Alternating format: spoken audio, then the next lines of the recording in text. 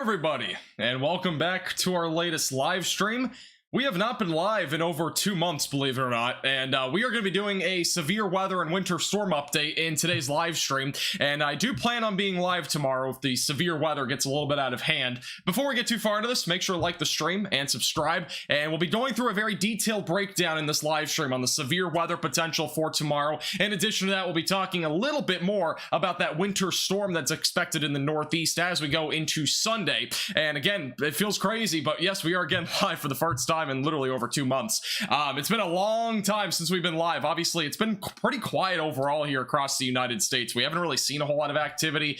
Overall, the weather has been, cooperative for the most part for most of the United States. Unfortunately, I think that's going to start changing as we go throughout December and January. I think we're going to get a lot more winter storms going, and I also think severe weather is going to become a little bit more active, especially as we go into the severe weather season for the Dixie Alley, and that is where some of the severe weather will fall tomorrow. So again, the agenda for today's forecast, we'll talk about what's happening right now, what is to come this weekend in terms of the severe weather first. We'll talk about the winter storm after that, and then we'll go through questions after that if anybody has any, which I guess we'll have probably a lot of questions about the severe weather and again the winter storm. So let's first begin with what's happening here across the United States right now. And so again, we've been mentioning in the last several weather forecasts that there is a large storm that's in the United States. Well, that is actually already in the United States. It has not actually done much though. It's sitting right now in the northern plains, and this is just one part of this large storm that we're going to have. We're actually going to have a lot more showers and storms developing as we go into tonight and as well as tomorrow, associated with a cold frontal boundary, and this is the area that we're watching for some showers and storms over the next 24 to 48 hours, and then eventually that'll move toward the east coast and become a very large storm. We're going to be looking at rain from the Gulf of Mexico all the way into Canada. It's going to be a very large area for showers and storms. It's going to include this entire area as we go into Sunday evening. But again, this is your low pressure system right here. That's your counterclockwise spin. It's centered over northwest Minnesota and parts of North Dakota. And over the next 24 hours, it will slowly move off to the east. And we're actually going to see a secondary low pressure system develop back down in parts of the central plains. And when this develops, it's going to move a bit more off to the north and northeast. We're going to get a bit of a stronger jet stream, and also a low level jet will start to crank a bit more across parts of the Mississippi Valley. And that'll aid the potential for a few tornadoes tomorrow across parts of Kentucky and as well as Tennessee. So again, it's going to get pretty active. And I did want to point out the jet stream just for a moment, because this is something I've actually probably never mentioned in my forecast before. A little bit of a scientific little approach to tomorrow's setup. So this is Saturday evening, the jet stream. Again, this is your jet stream right here. So we have pretty strong winds aloft. That red and yellow will be your strongest winds. Here's your trough. It's actually positively tilted when it's facing this direction. That's positively tilted. If it was facing the other way, it would be negatively tilted like this, but that's not what it is right now. For reference, real quickly, this is a negatively tilted trough. It might not become very negatively tilted, but it will a little bit as we go into Monday. So it'll become a little bit negatively tilted, and that's what that looks like, just for reference. But what we're going to be basically referencing here is the jet streak, and a jet streak is where the highest amount of winds are, or the highest wind speeds essentially are in the jet stream, and that is going to be this very faint yellow shading that you see there in the jet stream around 135 knots. Again, that sounds really high, but that's again very far off the ground. That's not happening at the surface. And what we're essentially looking at here, I'm going to draw a line here, and we're looking at the convergence and divergence. And since this is a straight jet streak, we actually have divergence in this sector here. So that is where we're going to probably see the greatest threat for showers and storms, and as well as severe weather, usually on that right entrance. And also on the other side of this, that's divergence. This is convergence and convergence. You're probably wondering, what's the big deal with this? Well, usually when we're looking at jet streams, we do have to look at the jet streak for divergence and convergence. And when we're looking at divergence, that's usually where most of the rain is, and that's usually where severe weather happens, as long as we have things like PVA, which would be your positive vorticity advection, which we're going to have definitely some of that tomorrow across parts of this quadrant. So when we line this up with what we're going to actually see at this exact time tomorrow, this is 6 o'clock Eastern time, this is what we're looking at. If we kind of just go back and forth here, notice all the showers and storms in this divergent area stretching from Louisiana back into Kentucky. That is where, again, the greatest threat for severe weather will be in that area. Now, granted, in convergent areas, we usually don't see rainfall. The exception would be this right here. We sometimes can get some if it's on the right exit. Now, back up here to the north, again, divergence, this would be all showers and storms. For the most part, though, this is all snow and rain. So just kind of, again, a little scientific approach to this. And then on the back side of this, Notice the convergent area just west on this jet streak. Again, really not a whole lot to see there other than just like a little bit of snow in Wisconsin. But again, kind of a little interesting thing in case you're wondering about some jet stream characteristics. I usually don't go over that in videos because it would just be way too long of an explanation, and it's probably not going to be worth the 8 minutes that I try to do on forecast. All right, let's talk more about what's going to be happening though this weekend in terms of showers and storms, the severe weather threat, and as well as that winter storm potential. And we're going to go through the future radar again through the European model. So this is by tomorrow morning. We will have a low pressure system that'll be intensifying back over in the Great Lakes region. And again, just kind of for a prerequisite, we're going to see a little low pressure system develop over Missouri tonight, and another one that's been ongoing for a while over Minnesota. Those will collide and kind of combine across parts of the Great Lakes, and we'll eventually see some showers and storms, perhaps some severe weather tomorrow afternoon and evening across the Ohio Valley and all the way back down into the lower Mississippi Valley. And right behind this, very high wind speeds are expected. When we have these close isobars, that represents higher wind speeds. Additionally, the cold air advection, those blue dashed lines, will be ushering in behind it, meaning we're going to see some colder air for much of the United States behind this system. Notice back over in the Great Lakes, there will be some snow showers Saturday night, but again, nothing too drastic there. At most, we'll probably see maybe a few inches of snow, but really other than that, that'd be mainly in the upper Michigan Peninsula. Elsewhere, it'd be a coating. But severe weather will continue throughout the afternoon and evening hours. We're going to talk about more specific details like timing and the threats here in just a second. Just again, doing a broad overview here real quickly. And then once we go to Sunday morning, the shower and storm activity moves all across the East Coast. And again, notice how far north and south this rain goes. You can't even see it on the map. It literally goes down to Mexico all the way back up into Canada. That's well into Canada. That's not even just on the border. So again, it's crazy how big this storm is going to be. Again, a lot of cold air advection behind this. And as we go into Sunday afternoon and evening, again, there's going to be a lot of rainfall across the East Coast. There are already flood watches in effect for much of the Northeast, and then we're going to probably get at least some sort of mixture of rain and snow as we go into Sunday night into Monday morning. And eventually, as we go into Monday morning, heavy snowfall possible across parts of New York, Vermont, and even New Hampshire before this all moves out. And by the way, by mid-next week, high pressure will be dominating much of the United States. 1,042 millibars for a high pressure system. It's actually quite strong when it comes to a high pressure system. And then by around mid to late week, we'll have another system developing back down in the southern plains. That'll be for another forecast, though. That's really irrelevant for right now. It doesn't look to be anything major at this point. All right, let's talk more about the severe weather potential for the next few days. Beginning with tonight, there actually is a threat for severe weather tonight. It's very low, but there is a marginal threat of severe weather from Missouri back through Oklahoma, and as well as parts of Arkansas and northeast Texas. We do have a few storms firing up out there right now, but again, it's not very concerning. There's like a little band of showers and storms that's trying to materialize into something. I don't think we're going to see much. Main concern, though, for tonight is large hail. We might get an isolated tornado. The Storm Prediction Center issued a 2% tornado risk across parts of central and western Arkansas and back into eastern Oklahoma. But again, it's nothing too crazy. I don't think we're really going to see any tornadoes tonight. But if there is any, I might still be live for that. But again, it's a pretty unlikely chance. Tomorrow, though, completely different story. We are looking at a more concerning threat of severe weather, mainly because we have all the ingredients in place tomorrow for a severe weather event, and it could even be a little bit significant. We might get an isolated strong tornado. I think the risk is pretty low right now of that, but there will at least be the threat for some damaging winds, large hail, and perhaps even a few tornadoes, and that'll stretch from Kentucky all the way back down into the Gulf Coast. Again, this is a very large area, and we also, on the other hand, have a slight risk of severe weather that goes from Kentucky all the way back into East Texas, and the main concern, again, would be damaging winds out of this setup because it's going to be a linear line of storms, but there also might be some large hail and also maybe a few tornadoes.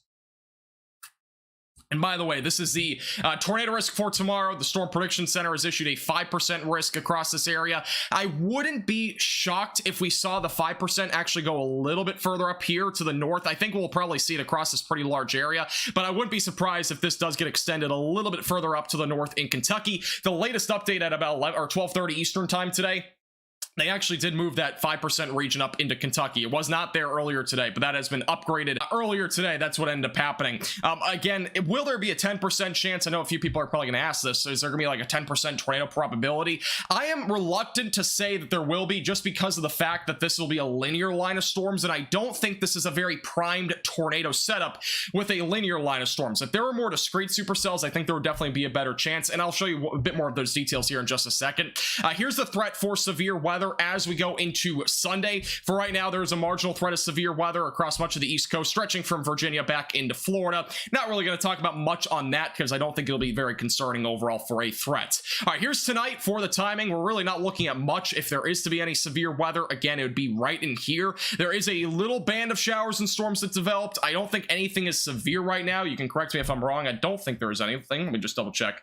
Yeah, right now it's just a little line of storms, but that is what we're looking at tonight. Basically is a little area of storms. Could it develop into maybe an isolated large hail storm or maybe a brief tornado? Sure, but I don't think they're really going to see much out of that. By tomorrow, everything dries out across the Central Plains. Now for the Ohio Valley and the Mississippi Valley, where things are definitely going to be a bit more concerning. Right now, there is a tornado. This is the tornado parameter. So what we're looking at here is the overall probabilities, basically, of it seeing tornadoes here across the Ohio Valley. In a general sense, the tornado parameter helps us be able to kind of look at that, and it kind of simplifies things down with when we're looking at like the low-level jet, the wind profiles, and the soundings. It kind of just simplifies everything. And overall, when we're looking for a tornado threat that's at least on the low side of things, we usually need about a 1, and a lot of these grays represent 1. So overall, I think there will be a low tornado threat. Notice the HRR model picks out a couple of areas at a level 2, which would mean basically a low to medium threat, and that's what we're looking at basically for tomorrow. By no means do I think we're going to see a tornado outbreak tomorrow across Kentucky or Tennessee. The only way that that might be possible is if these storms go more rogue and become more discrete, but I don't see that happening. I think we're going to be looking at a linear line of storms tomorrow across Kentucky, Tennessee, and even back through Mississippi. Overall for the severe weather potential. Here's the low-level jet, by the way. This helps rotate supercells at the lower levels. Overall, it's going to be a southwesterly flow, so that's pretty primed for rotating supercells. But again, a linear setup is not going to promote a significant tornado threat in this instance. We'll have at least a few tornadoes probably, but it's not, again, it's not going to by any means be a tornado outbreak. 50 to 55 knots, that's definitely a pretty good situation there for at least a few tornadoes. But again, we don't have everything in place here for there to be a tornado outbreak. Here's what we're looking at in terms of moisture. This is basically what we're looking at. Again, dew points in the low to mid 60s. That's representing at least some buoyancy. Further north you go, there actually will be dew points high enough for there to be at least some showers and storms across the Ohio Valley, including Ohio and northern Kentucky. We do have a chance at least for a few thunderstorms with dew points really hugging the 55-degree line there. And that'll be interesting to look at and see if we actually get anything going in terms of thunderstorm activity. Look at this near Cleveland and Columbus, or this is Cleveland, but this is closer to Cincinnati, excuse me, right around 4 o'clock. That's actually going to be possible that we get closer to a dew point of 58. Quick look at the sounding. Not really looking at much. Actually, the sounding from the HRR model shows a marginal tornado threat. So again, I wouldn't be surprised if the severe weather threat does shift a little bit further up to the north, but I don't think it'll go too far to the north into much of Ohio. Here are the temperatures as well. Just kind of a little glance at this.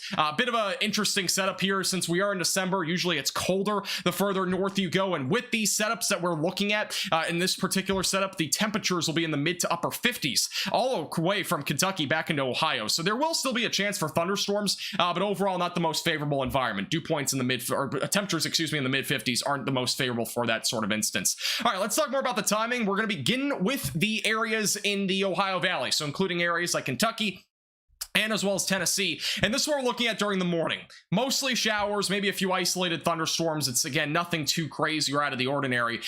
By the time, though, we get closer to 1 to 2 o'clock, that's when things become a bit more concerning because we're going to be watching for a linear setup stretching from about Cincinnati back into Bartlett, back down in southwest Tennessee. And we're going to be watching for this area for damaging winds and as well as maybe a few isolated tornadoes across this region. Now, again, if this stays linear, I don't think the tornado threat will be extremely concerning.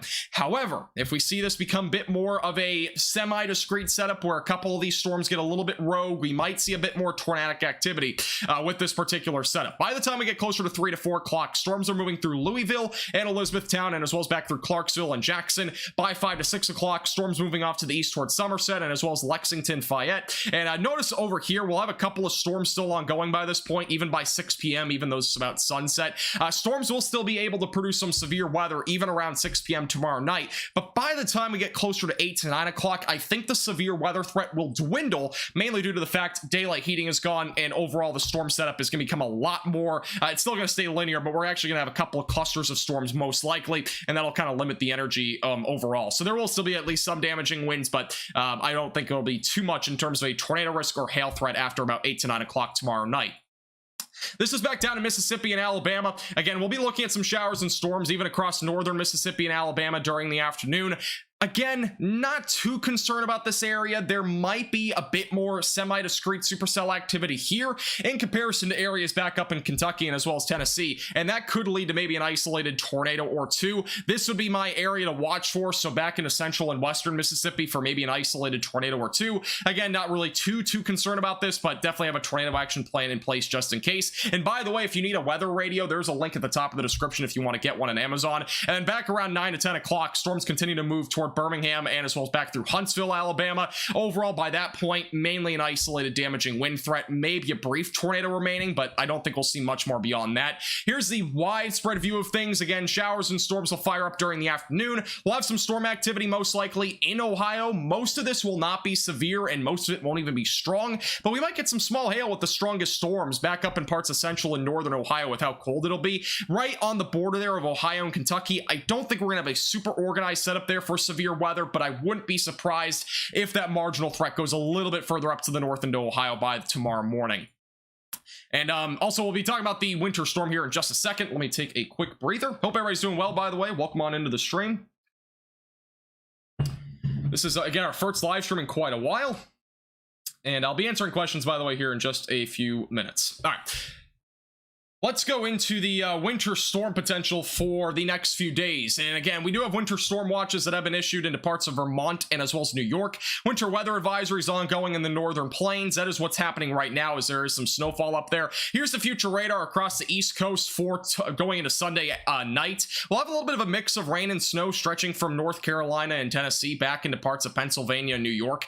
This will turn into more of a snow event as we go into the overnight hours. So again, there will be some snow showers out of this, but overall, again, I'm not gonna be really, I'm not expecting personally a huge amount of snow across this area. I think overall it's gonna be pretty minimal, only a few inches at most. This is the current forecast on the European model, or at least the estimated snowfall totals. Again, notice back down in parts of North Carolina and Tennessee, maybe an inch or two at best, and then back over to parts of New York, much higher snowfall amounts are possible. This is a better look at the Northeast. Again, notice as we go closer about midnight, this is Sunday night into Monday morning, again, heavy snowfall possible across parts of New York. Once we go into the morning hours, I think mostly rain for most of New England. This will be kind of the dividing line here. If you're back over near New York City, mostly rain there as well. Again, better chance for snow across Vermont and as well as back through New York. We might even get a little bit of lake effect snow on the backside of this in parts of western New York, but it will probably be pretty brief and I don't think it'll be very heavy. Here's the snowfall accumulation forecast on the European model. Again, we're looking at, for the most part, most areas will stay under 3 inches of snow, but the best chance for upwards of 6 to 12 inches of snow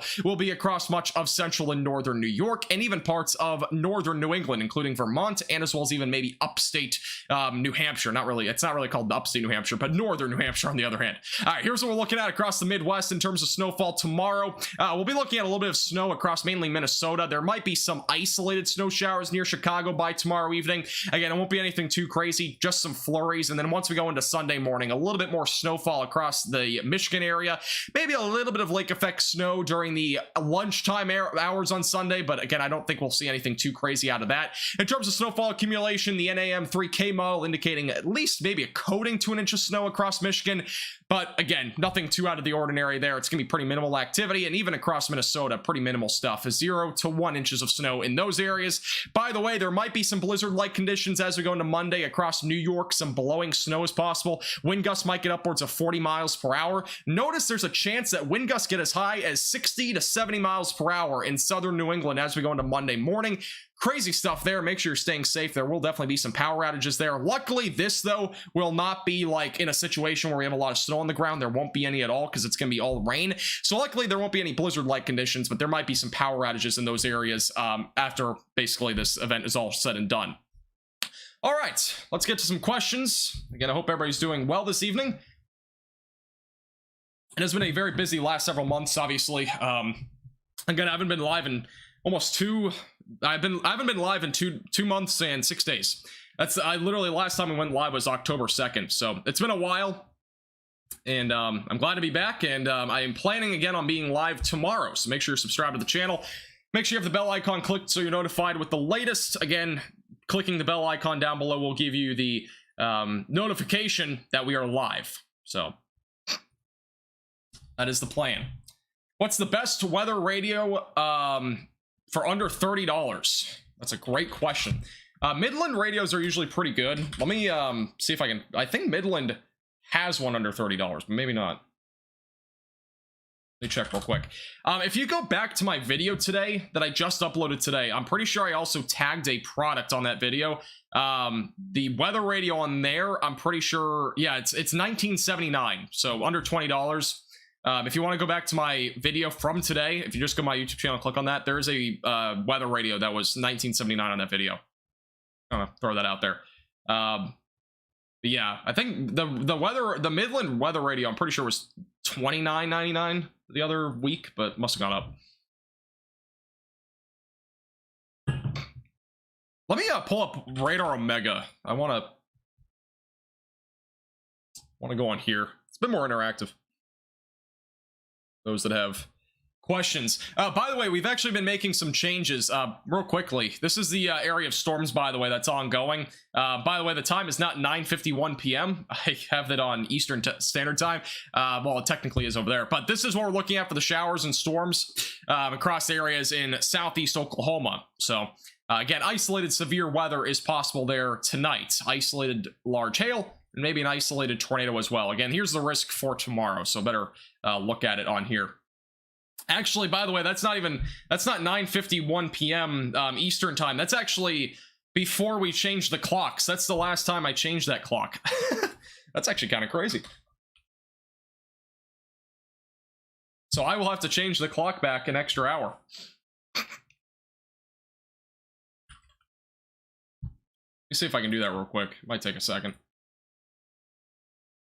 Yeah, I have to do that after the live stream. That's actually funny. Yeah, that's actually from before the clocks changed. Good times. All right, let's see. Again, if you have any questions, feel free to leave those in the chat.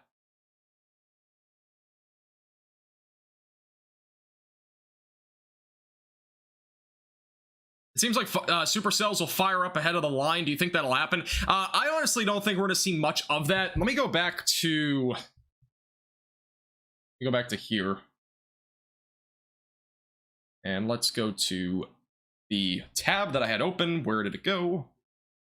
There we go. Let's go back to the timing on here. I like kind of looking at this a bit more since I already have it up on here. This is what we're looking at in terms of... Oh, that's not even the right screen. There we go. All right, so here's what we're looking at in terms of the timing for tomorrow. Again, overall, Kentucky and Tennessee, this is the main area that I think we'll see severe weather in. Mississippi, Alabama, Louisiana, Arkansas, those states will see some isolated severe weather, but I think the main threat will be focused here across Kentucky and as well as Tennessee. Overall, I think this is going to stay linear. Again, there might be an isolated semi-discrete supercell in this line of storms that gets detached, in essence, from the line of storms, but I don't think we're going to really see any discrete supercells out in front of this line. I don't think that's going to happen. If it did happen, obviously that'd be pretty concerning. But even if that happened, I mean, you can see on the HRR model that does show a couple of those, but that's not really discrete supercell activity per se. That's, you know, that's more of just cells more than anything out in front of the line. So again, could we see maybe an isolated discrete supercell? It's entirely possible, but I don't think we will. I don't think we will, at least in this area. There's a better chance in northern Mississippi and Alabama that happens, but I think this will mainly stay as a linear line of storms. Again, maybe an isolated discrete supercell, but I think the odds of that, again, are on the lower side of things overall for tomorrow. Again, that doesn't mean we won't see tornadoes. We can still see tornadoes embedded in the line of storms. Also, we do have some more storms ongoing just north of Springfield, Missouri. Fun fact. So, a couple of areas of storms right now. Again, this is an area that we're watching for severe weather tonight. Not very concerning, in my opinion. Isolated large hail, lightning, maybe an isolated tornado, but I think that tornado threat's going to stay pretty close to zero. Thank you, by the way, Sandy, for becoming a moderate Velocity member. I appreciate that. Welcome to the Velocities. Let's get some hearts in the chat for Sandy. I appreciate that a lot. Thank you. I see you in the comments of literally every video, I think. I appreciate your support. I'm pretty sure I do.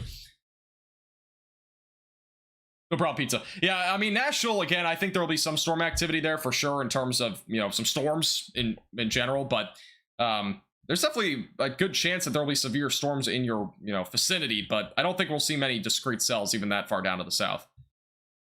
All right, I got the future radar on here now, so got pulled up.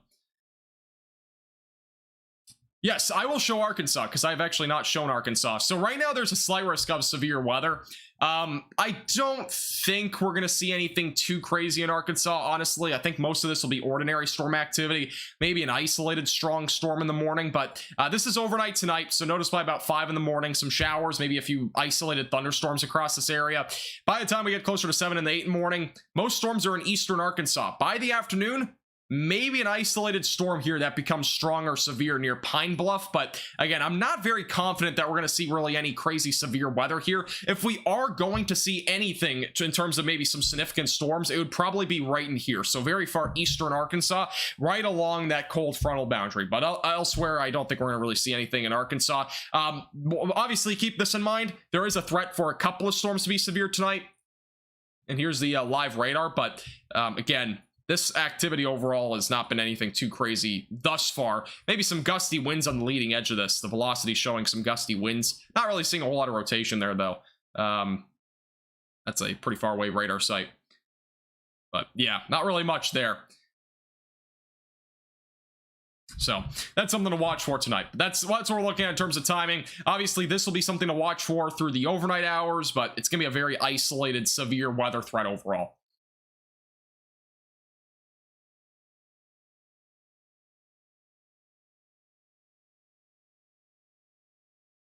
No problem, Micah. For Illinois is not really going to see much. If you saw any storm activity, it would be in far southern Illinois. Let me go back to the 0Z. And this is what we're looking at in Illinois. Again, there might be some isolated severe weather back near Cape Girardeau. I believe that's how you pronounce it, as well as Harrisburg and as well as Carbondale, but it's going to be a pretty low threat overall. Again, isolated large hail, maybe a brief tornado. That's at worst case scenario, basically. Again, nothing too crazy. By the way, this is a good time for me to go live because I'm probably going to be live tomorrow. It's good to get a practice live stream in because I need to make sure my voice is prepped for a full-fledged 3 to 5 hour live stream probably tomorrow. So, be a good thing to do. And also test everything because I have my stream deck and everything. I need to make sure everything would run. I want to throw that out there. Fun fact. Another good reason to go live. How's it going, Shelly? North Alabama. North Alabama, I don't think will be too bad either. Let's go back to here. I believe it's this one. Maybe not. It is that one. Keep getting it wrong. My stream deck is not updated. Here's what we're looking at across Alabama for tomorrow. Yeah, not much to be concerned about. It'll be an evening threat, so this is around 7 o'clock. Few thunderstorms out there, maybe near Birmingham. These storms that'll be well out in front of the cold frontal boundary will be on the weaker side of things, but there might be an isolated strong storm here that produces some small hail or gusty winds. By around 8 or 9 o'clock, there'll be some more storm activity near Huntsville and as well as Birmingham, as well as Tuscaloosa. These storms in particular are a little bit higher of a chance for some large hail or damaging winds. Wouldn't rule out a brief tornado, but the setup down here for tornadic activity is not really that high. One other thing I wanted to point out, by the way, for the general sense of things on the tornado threat and whatnot tomorrow, I know, again, a lot of people are wondering, will there be a tornado outbreak? Will the threat get increased for tornadoes tomorrow? I think, it is possible that we get a small 10% region, but I think it's going to be a pretty low chance. Here's what we're looking at on the soundings. All right, this is a better view of the soundings. So again, the weather sounding might look really confusing to you if you have no clue what you're looking at here. Again, the red line is the temperature as we go up into the atmosphere. Here is your millibars on the left side of your screen, so 1,000 millibars to 100. Again, this is basically what we're looking at throughout the atmosphere as we go up. And this is a forecasted sounding for tomorrow. And notice again, overall, I don't see anything too crazy here. We definitely have instability, right? This is our instability right in here. Here's your LCL, that's where essentially the clouds begin to build and lift up. And then here's your equilibrium level. The cloud tops tomorrow that are being forecasted are around 35,000 feet. That's not extremely high by any means. So just keep that in mind. Again, these are not going to be your 50 to 60,000 foot supercell thunderstorms. Again, it's going to be more of a linear setup anyway. That's where your equilibrium level is. Again, that's where cloud tops usually get cut off at, unless we have overshooting tops, which can go a little bit higher. But again, that's what we're looking at there. Here's your wind profiles as well. Little bit of veering at the surface. which means we got a bit more of a clockwise spin. Basically, that would be veering, so that's what we're looking at here when we have our winds going a little bit more in the clockwise direction. But overall, again, the wind profiles here across the atmosphere, not super great for tornadic activity, even though we have a pretty strong southwesterly flow throughout this entire thing.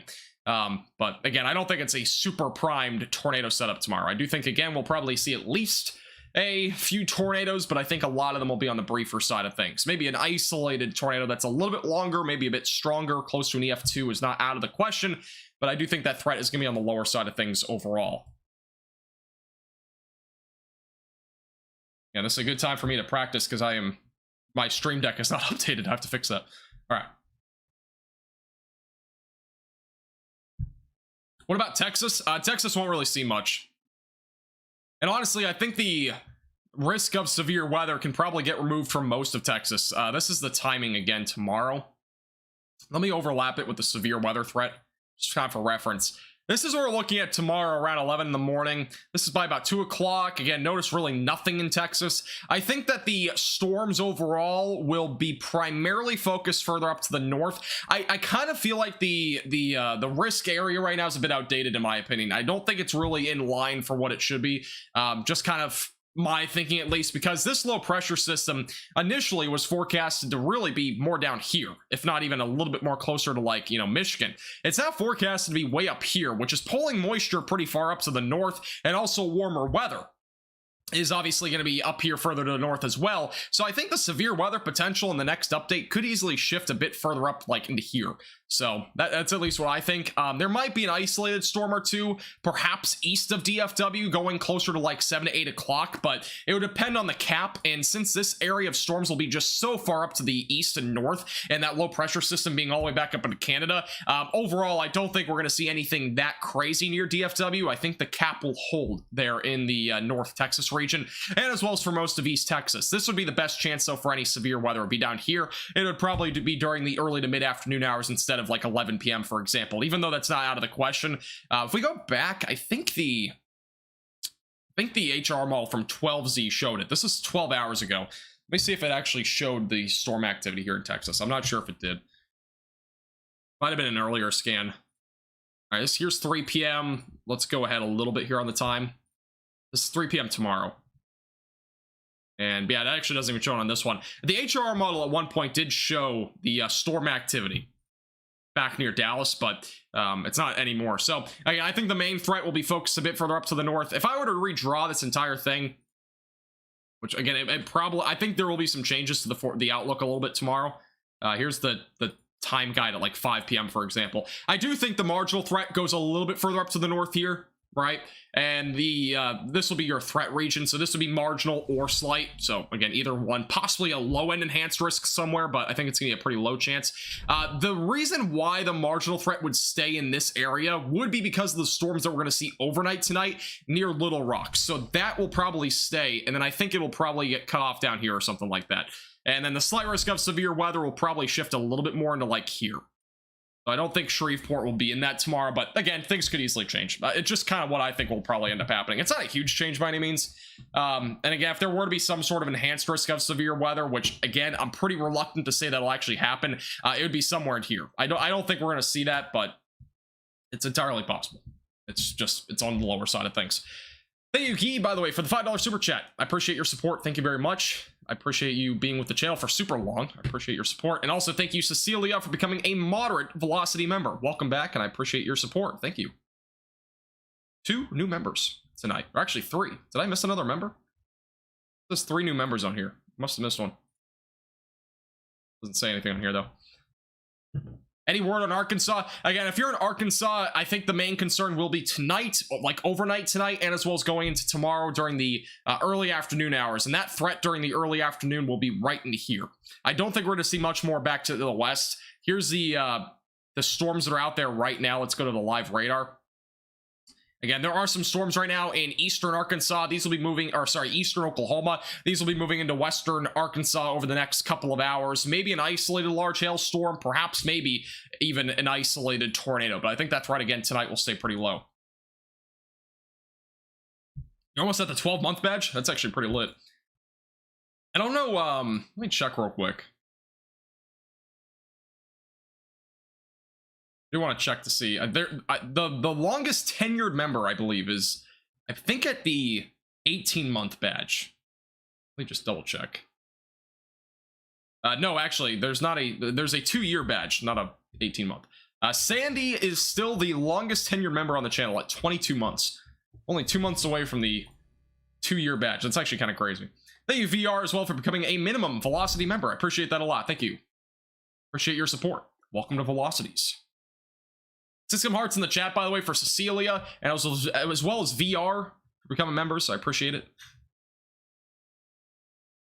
Yeah, panic attacks from bad weather. Yeah, I mean, again, weather is kind of one of those things that for me, it actually took kind of just for reference. I mean, for me, I was scared of storms, even though I forecast weather. I was scared of storms probably all the way up until I was about 11, maybe 12 years old, and then I kind of outgrew it.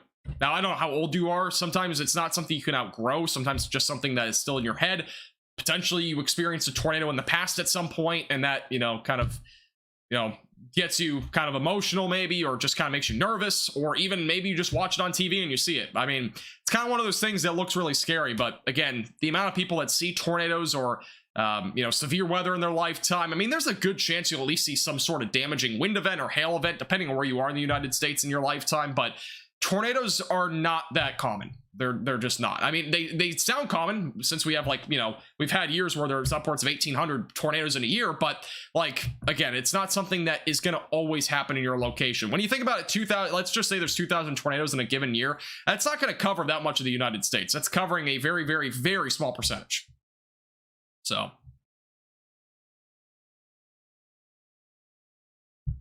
again, it's something that you shouldn't really be that concerned about, but obviously when there's a severe weather day, you should have a tornado action plan in place if there's a tornado threat, which in this case there is, and as well as make sure you have multiple ways to receive alerts. And again, I have a weather radio at the top of the description if you want to buy one. It's on Amazon. There's a lot of great weather radios out there. Midland has one of the best, so you can check that out at the top link in the description. Weather radio is one of the better ways to get through it, because those can alert you when you're sleeping. Sometimes your phone might not go off, like if it's dead, for example, or something like that. By the way, here's the tornado threat for tomorrow. So again, the 5% region that extends from Little Rock and Shreveport back into Nashville and Clarksville. Again, I think this 5% will go a little bit further up here to the north, not by much, but by a little bit. And I also think that this will kind of be condensed a little bit. I don't think we're going to see that tornado threat really materialize near Shreveport, or really even near Little Rock. I think the threat will be mainly to the east, with the most recent trends of this low pressure system just being so far up here to the north. Because again, this is where it is right now. Or not right now, but by 4 p.m. tomorrow, it's going to be way back up north of Toronto. It's going to be all the way back up in Canada. So that'll pull a lot of moisture, obviously, out of the Gulf of Mexico, and that'll stretch all the way into, like, Detroit, for example. There might even be some thunder, you might even hear some thunder near, like, Cleveland. There won't be any severe weather there, but you might hear a little bit of thunder. It's not out of the question. Eastern Ohio is the same thing I just said. Basically, again, maybe some isolated thunder. It's again, no severe weather is expected there. There will be a chance for snow, though, going into Monday, or Sunday night into Monday. Let me go to the precipitation type. I'm not sure if the HRR model goes far enough. Let me check. Yeah, here you go. So there will be a little bit of snow. This is 2 a.m. on Sunday. And so you'll kind of see through the loop here. A little bit of snow. It's going to be pretty minimal.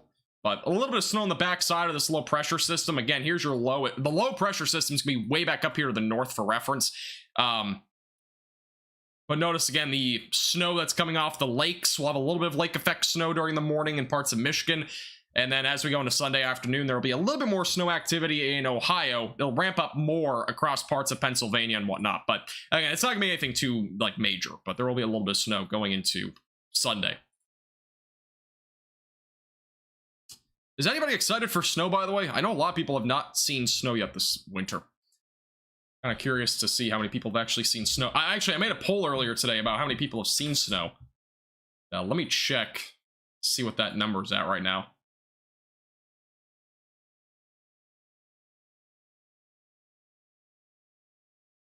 So 46% of you out of 1,300 votes, 46% of you have said that you have seen snow.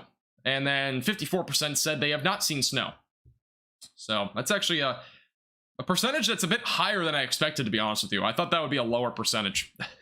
I actually kind of thought that, you know, might be like 30% have actually seen snow this winter and 70% haven't, but kind of surprised how high that number is.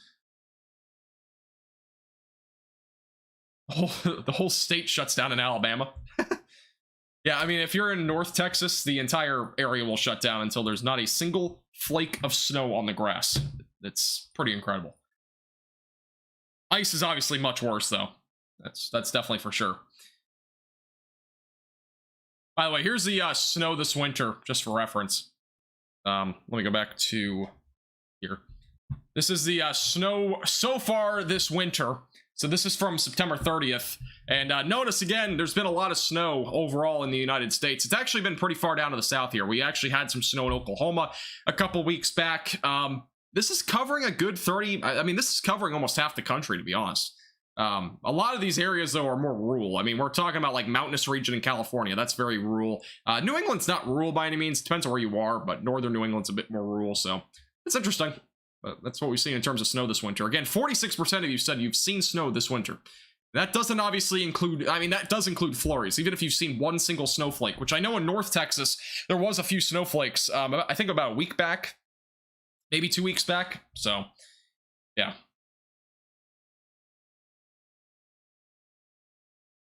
Mention the S word, people start buying milk and bread. I do agree with that. I actually post that on Facebook all the time. The S word ever comes up, you have to buy some milk and bread. Haven't seen snow yet. I haven't seen snow in, how long has it been? I think I haven't seen snow in about 4 years. Kind of crazy. Actually, now that I think about it, I technically have seen snow, but it was like in the distance. It was on like a mountain. I think it was about 3 years ago. So I've technically seen snow about 3 years ago. By the way, friendly reminder, make sure you subscribe to the channel. Again, I do plan on being live tomorrow, so make sure you subscribe to the channel, click the bell icon so you're notified if and when we do go live. Again, it's not guaranteed, but there's a pretty good chance I'll go live. Just depends on what we're looking at tomorrow.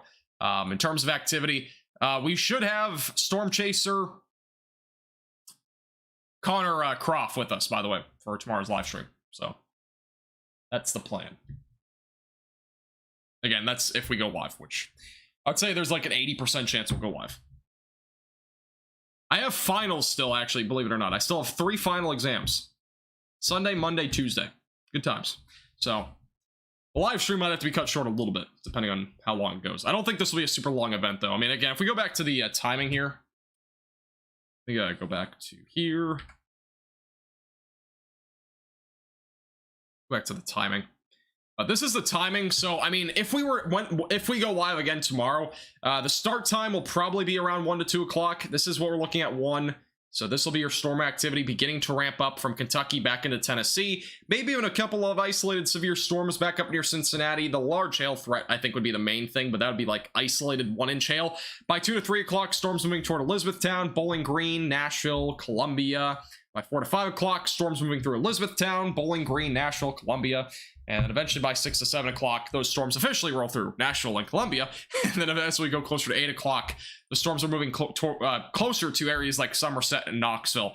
And then the storms will start to wind down a bit more after this time frame. The only area where it might stay a little bit more active after 7 or 8 o'clock would be back down in Alabama. A couple of storms might still be ongoing there with some damaging winds and maybe an isolated brief tornado. We might even see that stretch down near Meridian in Mississippi.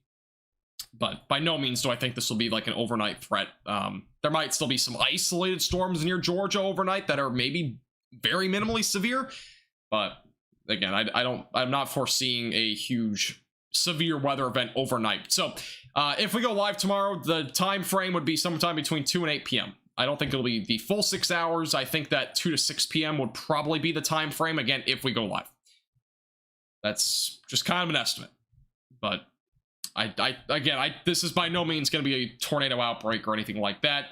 The setup is not primed for multiple tornado sort of day where we have multiple tornadoes and they're producing, strong long track tornadoes. Again, this is gonna be a pretty linear setup, and when we get linear setups like this, they can sometimes produce multiple tornadoes, but in this case, I think it's going to be a bit of a lower end situation. The wind profiles in the atmosphere are very southwesterly throughout the entire thing. Not really a whole lot of spin or veering near the surface. And Additionally, this will be our setup basically tomorrow around 2 p.m.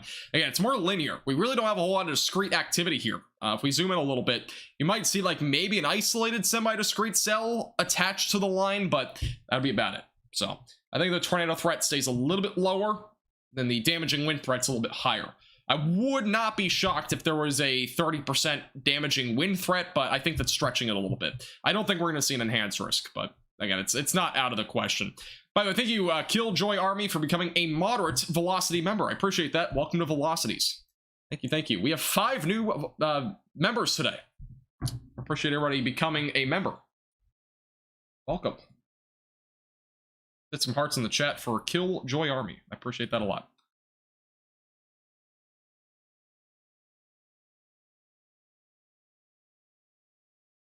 April 27th, 2011. The super outbreak. Yeah, this won't be the super outbreak. By any means. You know what's crazy is I just did a presentation the other day on the correlation coefficient for one of my meteorology classes. And I did a presentation on the correlation coefficient. And I'm not going to give that presentation now. It's pretty technical. But the correlation coefficient, one of the slides that I did on it was the 4 tornadoes at the same time. So simultaneously, we had 4 tornadoes on the ground in Oklahoma back in 2010. This is the image right here. So again, 1, 2, 3, 4. All 4 of those are tornadoes, and 1, 2, 3, 4. And I believe all of these, by the way, were strong tornadoes. EF2 plus. So that was back May 10th of 2010, if you want to look into that a bit more. But yeah, that was back in, again, 2010, 13 years ago, which is kind of crazy to think, but that is what happened back then. Kind of crazy stuff.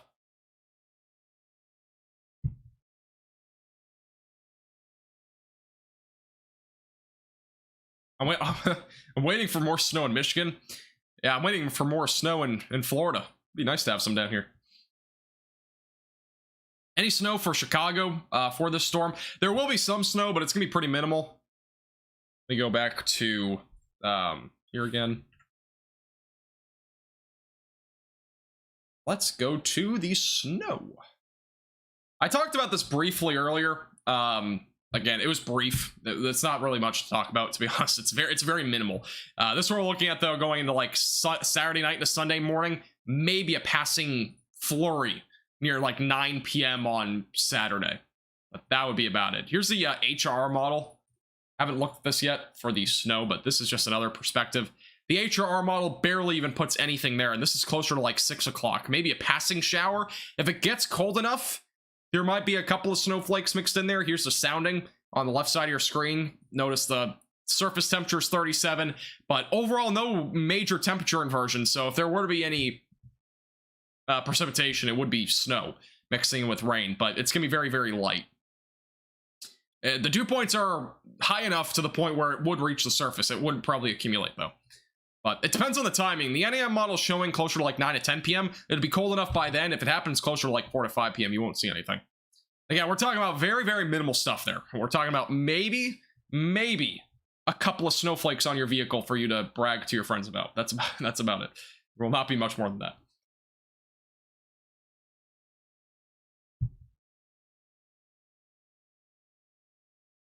Gonna be 60 tomorrow in Michigan.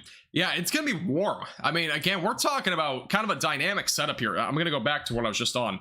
But yeah, it's a dynamic setup when you talk about it, because this is not like uncommon, or it's uncommon, but it's not like unheard of during this time of the year, where we have dew points into Ohio that are in the mid 50s. Look at this. I mean, this is all the way back up into Ohio. Michigan will get up there too. Let's go to Michigan. Here are the dew points in Michigan tomorrow. There will be dew points as high as 53 degrees in parts of central Michigan tomorrow at lunchtime. Again, it's just not really it's not common in these areas. This is 1 p.m., 2 p.m., 3 p.m. I mean, even near Detroit, we'll get near 55, 56 degrees at the bottom right of your screen. So again, it's something that just doesn't happen very often. And here's a little time guide. Again, we might get an isolated thunderstorm in southeast Michigan. It won't be severe, but it's possible. just due to the fact that these storms will be so far up here to the north. Here's the HRR model around about 1 to 2 o'clock in the afternoon. Even in Ohio, we'll probably at least get an isolated supercell, or not supercell, but an isolated storm at least in southwest Ohio. Maybe some small hail with that. And this is by 4 o'clock. So again, it's entirely possible. I mean, the setup itself is, it's pretty interesting.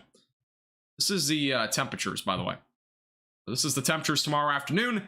Again, here's your cold frontal boundary. It's very, very easy to pick out on the map. And then, again, just crazy temperatures here. I mean, again, we're talking mid-50s back up in Ohio. Just, again, it's not unheard of for this time of the year. It's December 10th, but if this happened like mid-January, that would be definitely a lot more rare. Because mid-January gets a lot colder. And additionally, we have a lot of cold air advection behind this. So that should cool down at least a bit.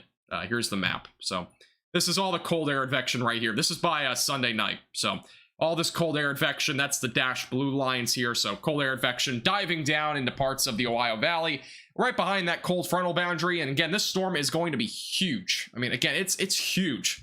We're talking about a lot of snow and rain in the Northeast going to Sunday night and Monday morning. There are flood watches in effect across the Northeast. Here is a continental view of this storm, just for reference on how big it is. Look at this thing. I mean, we're talking about snow out of this system and rain stretching across this entire area. This is Mexico down here, all the way back up in here into Canada, and even near Greenland. I mean, it's just a crazy large storm.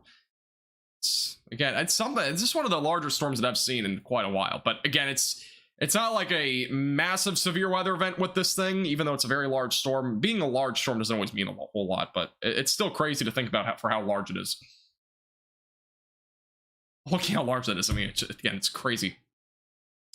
By the way, we've updated a couple things on some of our graphics. So again, if we go live tomorrow, you'll see this a bit more. But top left of your screen, there's a new font for severe thunderstorm warnings. Actually, there is a severe thunderstorm warning as we speak.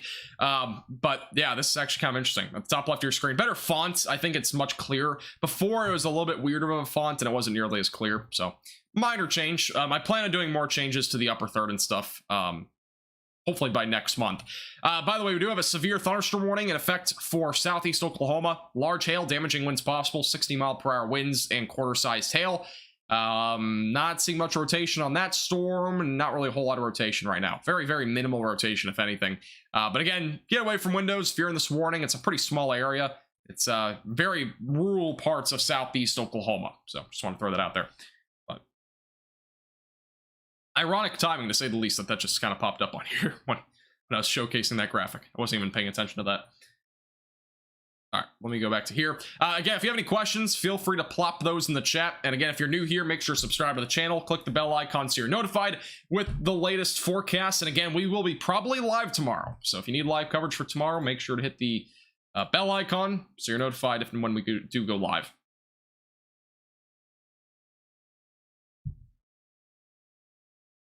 How bad do you think it's going to get in Kentucky tomorrow? Again, I think Kentucky and Tennessee will be the two main states for severe weather tomorrow.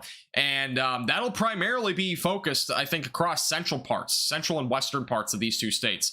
So like Nashville, back through Jackson, Memphis, and back near Louisville. That'll be the main area to watch for, I think, for severe weather tomorrow, with the main concern of damaging winds, with maybe a couple of tornadoes to go along with that. I don't think we're going to go enhanced tomorrow. It's a low chance. Again, I'm very reluctant to say that we would actually go enhanced tomorrow with the current setup. So I don't think that happens, but at the bare minimum, there will probably at least be some scattered damaging winds, maybe a couple of tornadoes. Large hail is definitely possible the further north you go, especially back up near like Cincinnati, for example, mainly due to the fact the temperatures aloft will be so cold and the lapse rates will be a bit steep. So that'll allow for maybe a couple of isolated large hail events up there.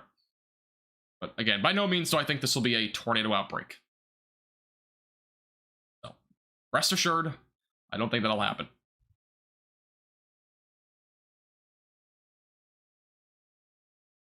Thank you, Izzy. No problem, William. By the way, the cyclone ports on Radar Omega we will be using tomorrow, if we do go live. Here's a live look at Arkansas tonight. Looks actually pretty nice. The thunderstorms are out to the west, so we're not going to see anything, but pretty far west. But we will be using those tomorrow. Flying trampoline meter, by the way, tomorrow is medium. So in case you are concerned about flying trampolines tomorrow, that is entirely possible. Let me pull up the meter for those that are new here. Yeah, we haven't been live in over 2 months, so it's entirely possible you have not seen the graphic. So here's your risk for tomorrow. Medium risk for flying trampolines. And again, I don't think we're going to go to a high risk. Oops, I didn't mean to click off that. There you go. But here's the risk for tomorrow. So again, medium risk of flying trampolines. Make sure to hatch down your trampolines, secure them.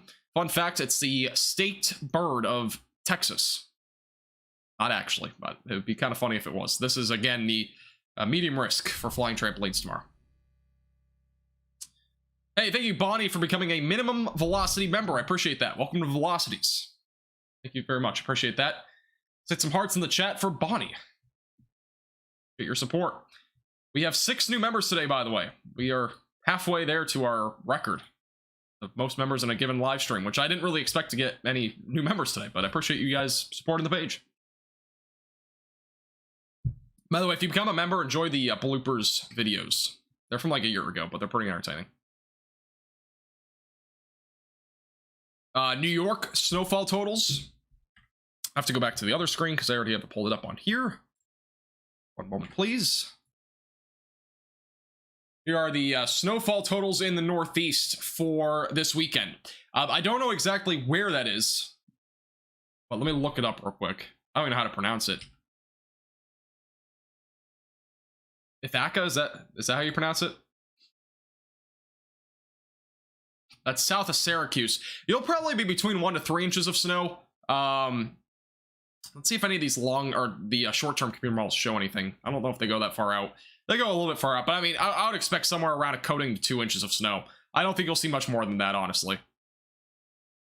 And here's the view of the map here across this area. So, again, maybe a coating to 2 inches. That's about all, though. I don't think it'll be anything much further beyond that.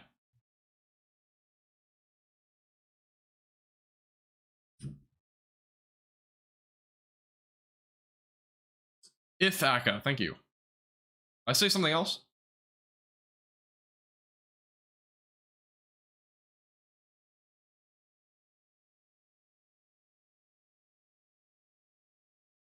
What weather event this year was the most intense that you've covered? I know exactly which one to show you. I'll put the link to it in the chat if you want to watch it back. I mean, there's a couple that I would say were the most intense, honestly. Let me go back to here and find it. There's 2 in particular that were pretty intense this year. I just need to find where it is.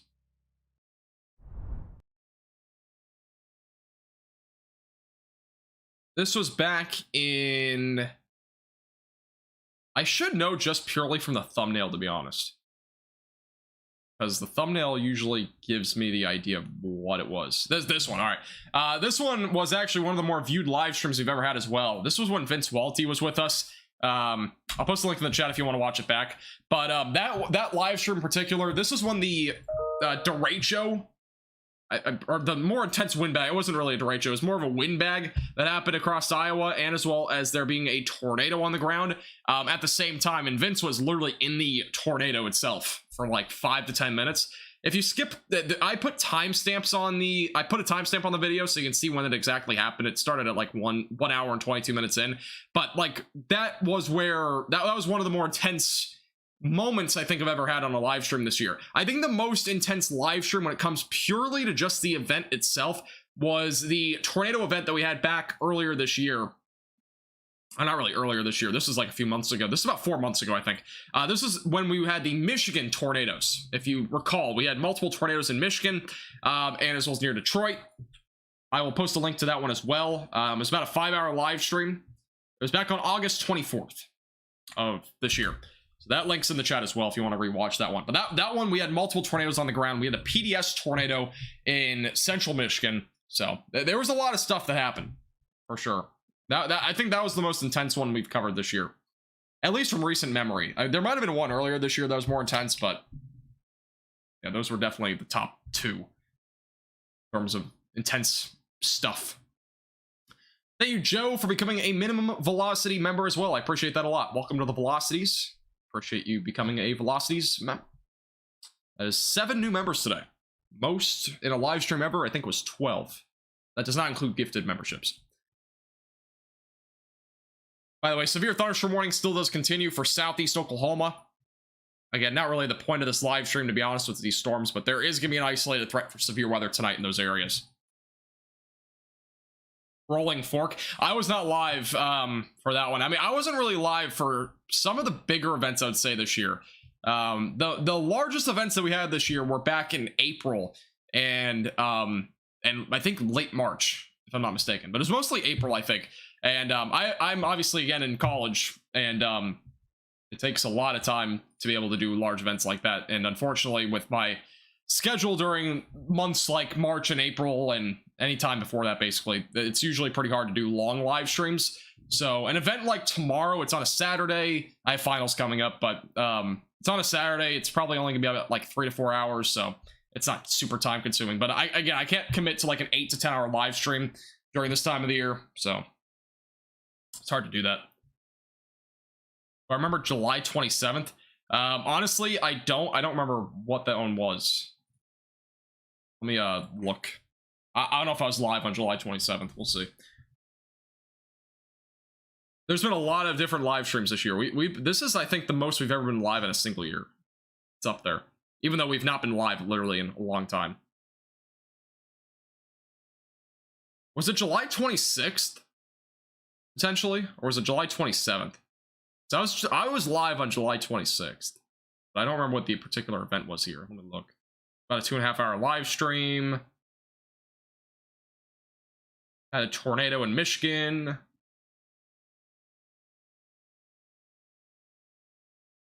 Oh, yeah, I remember that one. Yeah, I remember that one now. I mean, on the 26th, I remember. I don't know about the 27th.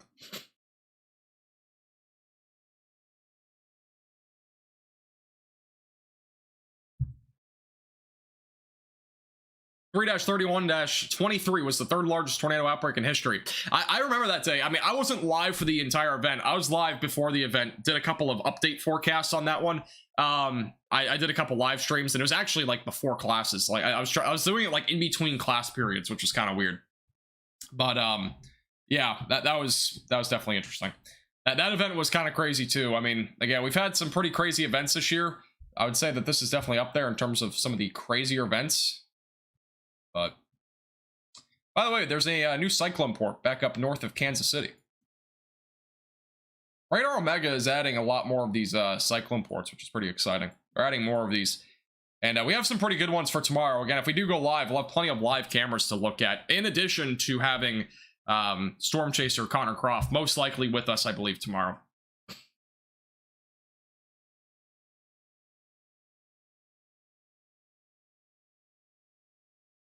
It was a crazy year. Yeah, again, this is definitely up there in terms of one of the crazier years overall in terms of weather. It's been very active, to say the least. Does tomorrow have any similarities to 12-10-21 so far? Let me look up this particular date real quick. Let's see what we're looking at here. This is the tornado outbreak. Oh, this is actually a pretty famous one. This is the one that we had like a long track tornado on. We had multiple. Yeah, these were the Kentucky storms. No, I mean, the setup isn't the same by any means. There's a lot of different stuff with both setups. This one in particular, it lacks really a lot of variety and dynamics across the wind profiles. They're very, very similar. They're all southwesterly for the most part. The tornado parameters aren't very high. I mean, we're talking highest at 2. They're not that high by any means. Let's go back to here. Yeah, that was the Mayfield one. Go back to here. Let me go back to some of the setup stuff. I mean, this setup in particular, here's your tornado parameters. I mean, I don't remember what the tornado parameters were on that day. I wasn't even doing nationwide weather forecasts that year at all. I didn't start that until like mid last year. So just kind of for reference, I've been doing this for about 1.5 years nationwide. We've been doing North Texas for like 5 years now. But this is the tornado parameters. So again, this is like 1 to 2, maybe a 2.5 somewhere in there. It's not very high. It's pretty low end. tornado parameter values. That's just kind of one thing to look at, kind of giving a general idea of what the tornado threat might be tomorrow across the Ohio Valley and the Mississippi Valley. Low-level jet not really cranking super hard. I mean, it's cranking around 55 knots, which is a lot, and that's plenty, but since this will be more of a linear setup and the trough itself is positively tilted and it's very far up to the north, it's not very primed for a setup in that regard. Dew points are in the low 60s. That's plenty. Temperatures are also in the mid 60s, but again, it's just lacking some of those fundamental features. Again, like veering with the wind profiles and stuff in the lower atmosphere and stuff like that. It lacks a lot of that, in my opinion, for tomorrow. We can just look at the sounding. I don't know if this is not out in front. Let's go to the tornado parameters. It's a little bit easier to look at. Here's the tornado parameters, or not tornado parameters, the soundings. So again, this is what we're looking at for tomorrow in terms of a setup. Again, you might be very confused when you first look at this if you're not like a weather geek like me, but this is the lifting condensation level at around 950 millibars or so. That is basically where the clouds begin to build, and they'll build up to this equilibrium level.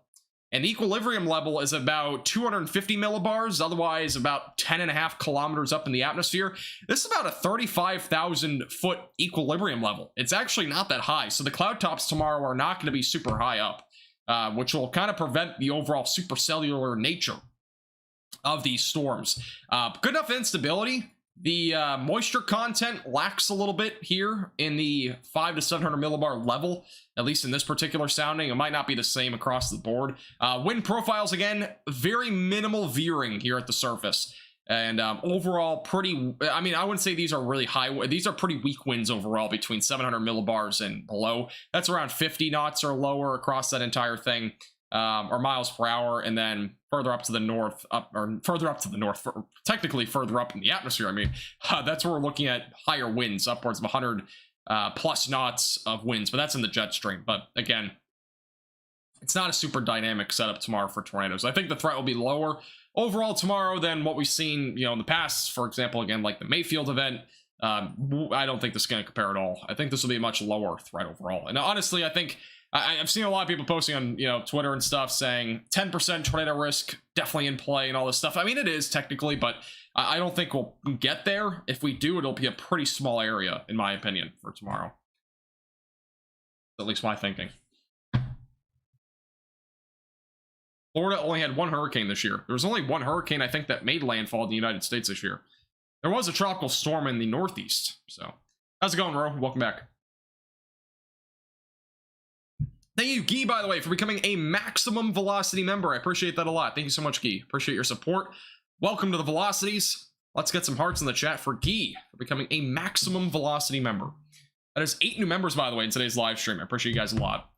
We are 4 away from our record in one live stream. We've only been live for an hour. It's kind of crazy. How's it going, Exploration? Welcome back.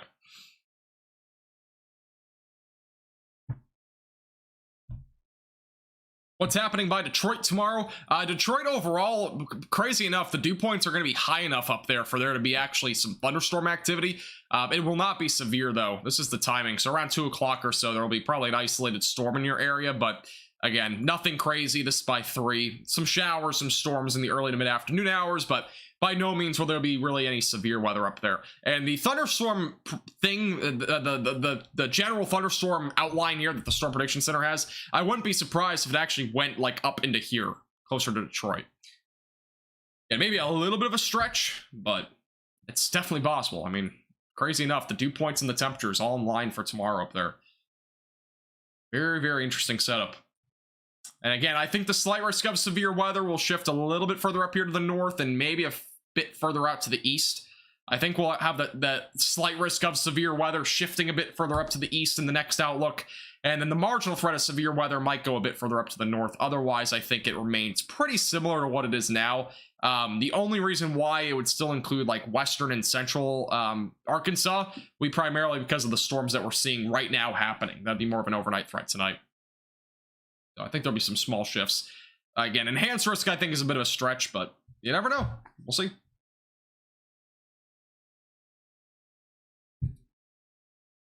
Love your channel. Just tune in tonight. How's National for tomorrow? National for tomorrow, there will be some storm activity, probably sometime around 5 o'clock or so. Here's about 5-6 o'clock.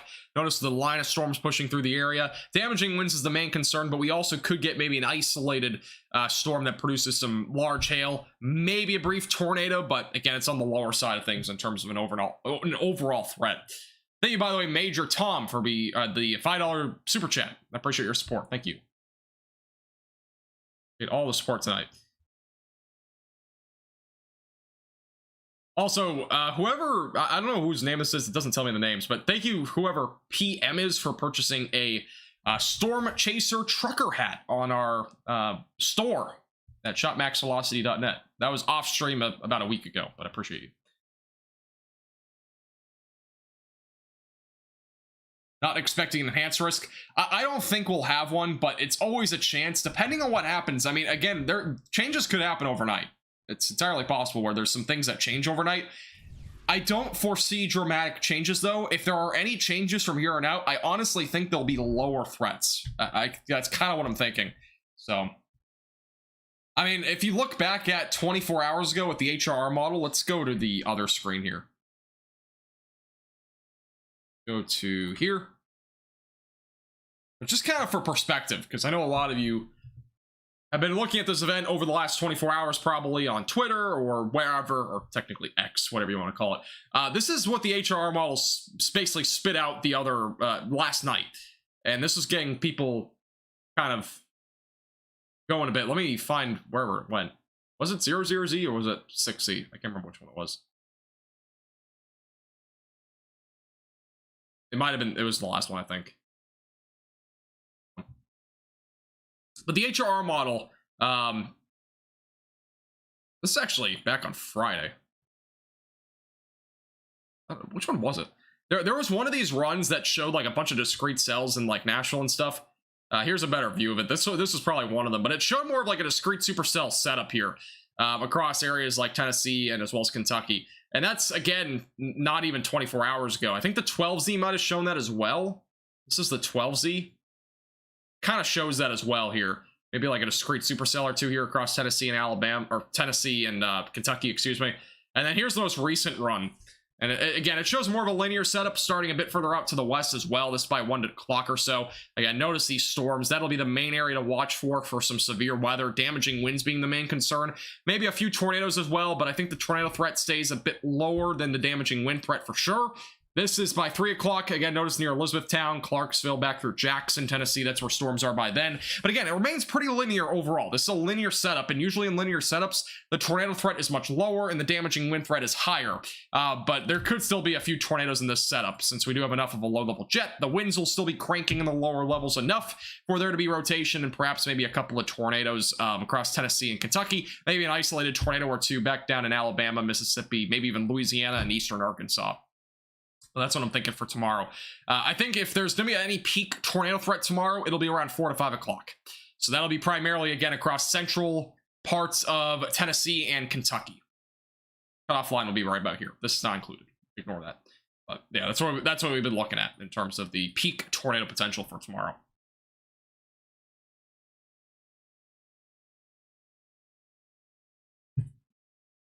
Again, things could change in between now and then, but we'll see.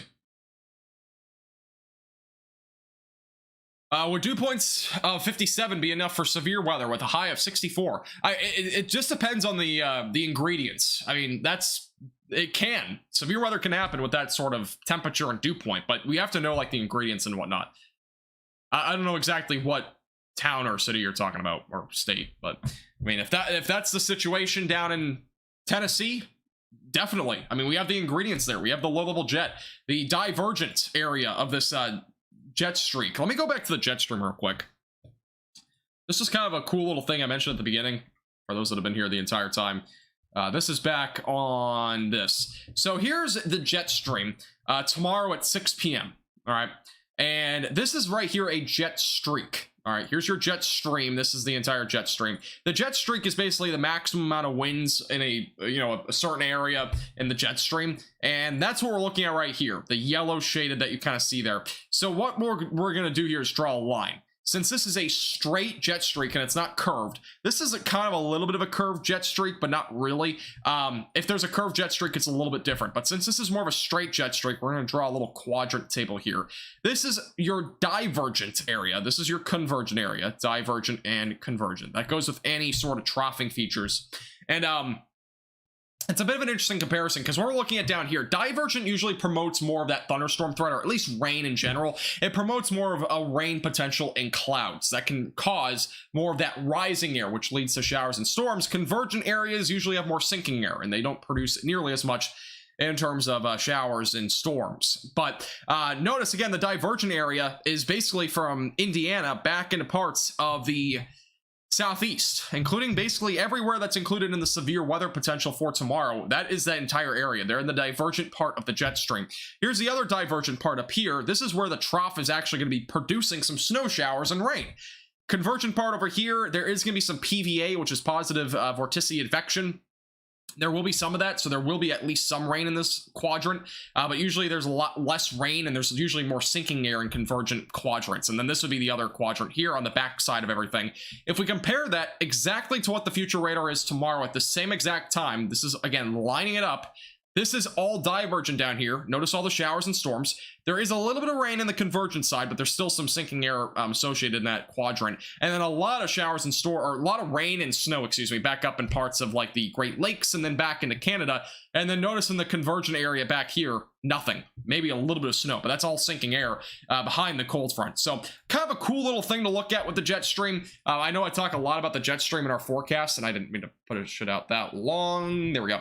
I don't usually talk about the jet stream, or I usually talk about the jet stream a lot in the forecast, but I usually don't talk about like the jet streaks, for example, in the convergent and divergent sectors. It's just a long explanation for something that doesn't really need to be explained, to be honest with you, but it's kind of a little cool scientific thing that you can kind of do with troughing. And again, divergent would usually indicate a better chance of showers and storms. But we also have to look at the cold air advection and warm air advection. If there's warm air advection, that promotes more of a higher rain potential, which could lead to severe weather. And then on the flip side of things, there needs to be positive vorticity advection. If we have that, that would also lead to a higher chance of rain. There's basically 3 boxes that you have to check. That's basically what you have to look at. Let me go back to that actually real quick. There's basically 3 boxes that you can kind of check with this sort of a diagram. So again, we would have to be looking at divergence and convergence. If there's a divergent zone like this, that's 1 box to checking that there's a likelihood of at least cloud cover, rising air, and as well as rain potential. That can again lead to severe weather. In this case, that's what we're looking at. The other thing we have to look at is warm air advection.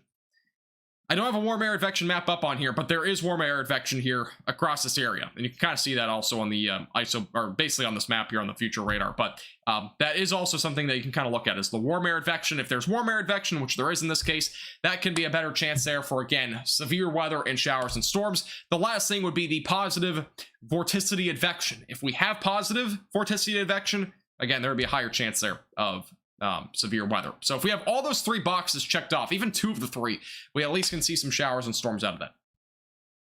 So, yep, that's kind of the explanation to that. So another way to look at it, though, is I talk about the jet stream very often on my forecast. I usually just don't dive into it super in depth. I check Abilene, Texas. There's nothing happening in Abilene, I can tell you that. You should follow our Facebook page, by the way, North Texas Weather Center, if you're not already. There's really not going to be much there, though, over the next, like, 48 hours. You're not going to see any severe weather there. I'll go to the live radar, though, because we do have some severe weather ongoing. It's a pretty minimal threat. By the way, this is today's severe weather outlook, primarily across western Arkansas. Here's the live radar in North Texas. There's nothing to be seen. Back over near Fort Smith, again, we got some showers and storms here. Isolated tornado threat does exist out of this. Not seeing really any rotation in these storms, though. Maybe a little bit trying to develop near Waldron. Again, I wouldn't be shocked with an isolated brief tornado tonight, but it should be an overall low threat.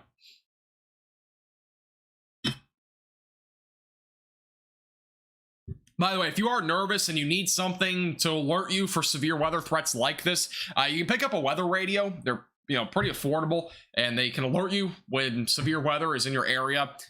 You can check one out. There's a link at the top of the description that has been left there in case you are interested in a weather radio. Some of you might need one.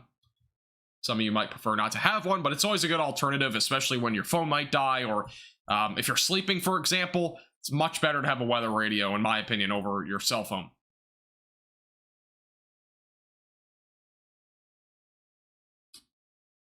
By the way, in parts of New England on Sunday, or sorry, in early Monday, the wind gusts will get upwards of 60 miles per hour in southeast New England. It's going to be pretty windy on Monday.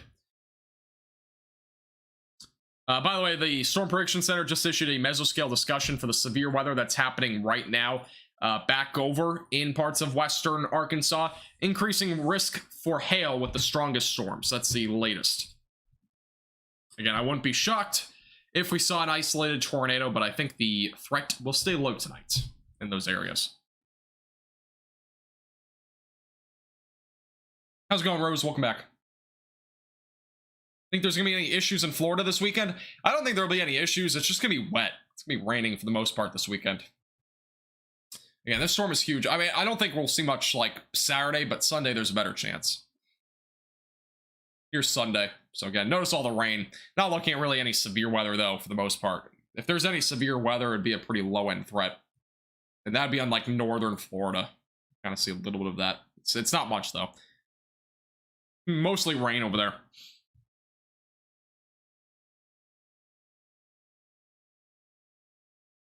Yeah, there we go.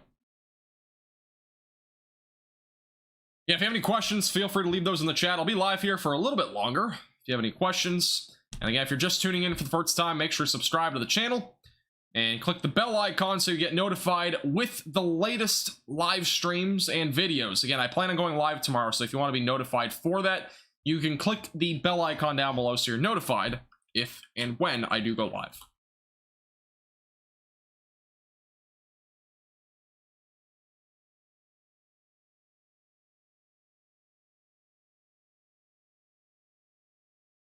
All right.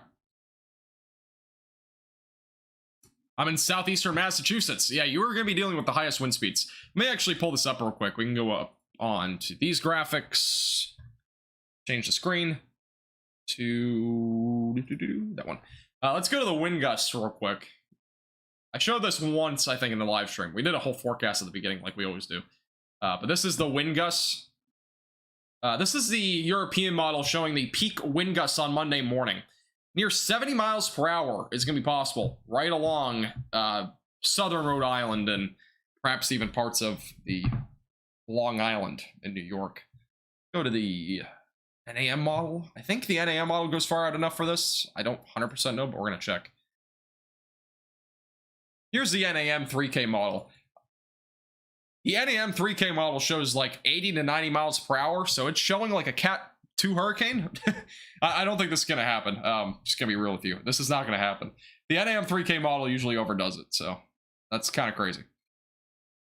Here's the NAM model in general. This is more realistic. Even this is a bit of an overkill, I think, but we're still looking at around 60 to 70 miles per hour, possible in parts of southeastern Connecticut and southern Rhode Island, possibly even Cape Cod, but this is kind of absurd. I don't think we're going to get near 90 miles per hour on Monday. I think both of those models are just overdoing it entirely. How far out is this? Is this 60 hours? Yeah, we really can't use a really good computer model here for this. This is a little bit more realistic, but again, this is only until 1 a.m. This is the RRFS model. This is more of a prototype model, but yeah, I don't know. I don't think we're going to see anything that crazy. I think it'll get like near 70 at most, but I don't think we're going to get near 90. 90 seems a little bit too much for that area with this setup. Even though it is a pretty strong low pressure system, and it will be pulling lots of moisture to the north, very strong southerly winds.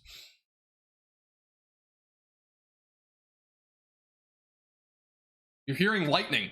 Where are you? Are you in Arkansas or Oklahoma? If you're in one of those two states, you probably are hearing some lightning. Or hearing some thunder, excuse me.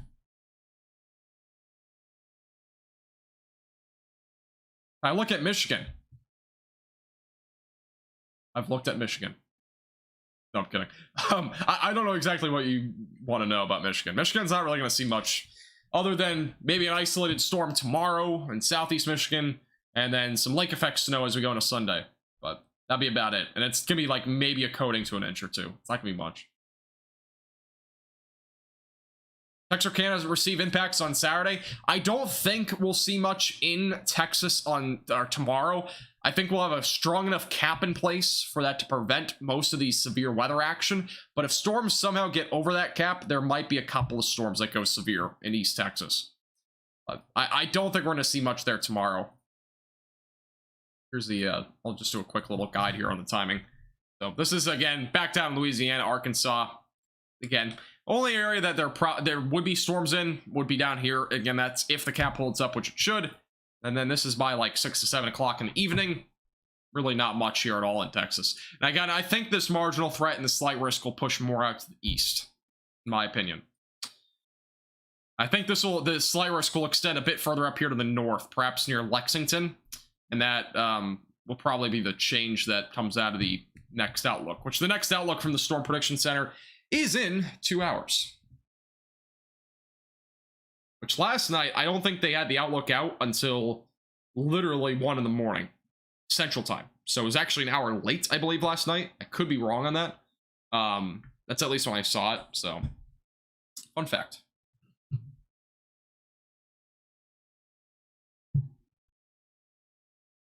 Yeah, it's not really going to be storming in Texas.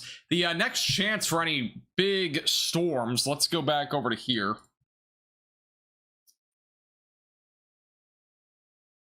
And let's go to this. So this is the future radar for the next several days. So the next big storm that's on the horizon, which obviously this is huge. I mentioned this before, but if we go to the continental view of this storm, it is massive. Look how far north this thing goes. Literally goes into Greenland and back through Mexico. It's massive. It's one of the largest storms that I've seen, like, ever. I've never seen a storm extend this far to the south and north, ever. It's kind of crazy, to be honest with you. It's really crazy. I mean, again, just looking at this thing. Which, granted, this is kind of its own low-pressure system down here, but, like, still, it's still pretty crazy how large it is.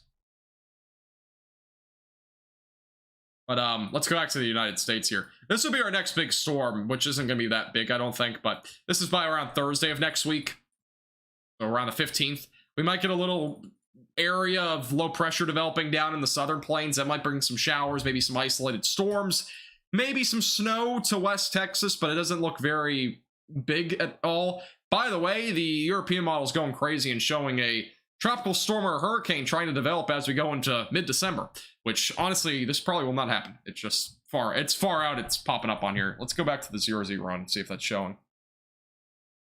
Funny enough, the European model actually still shows that. I'm on the run this morning, so it's been showing for 12 hours now. But I don't think we'll see that. But again, that's still pretty far out. Just something to look at. It's long term.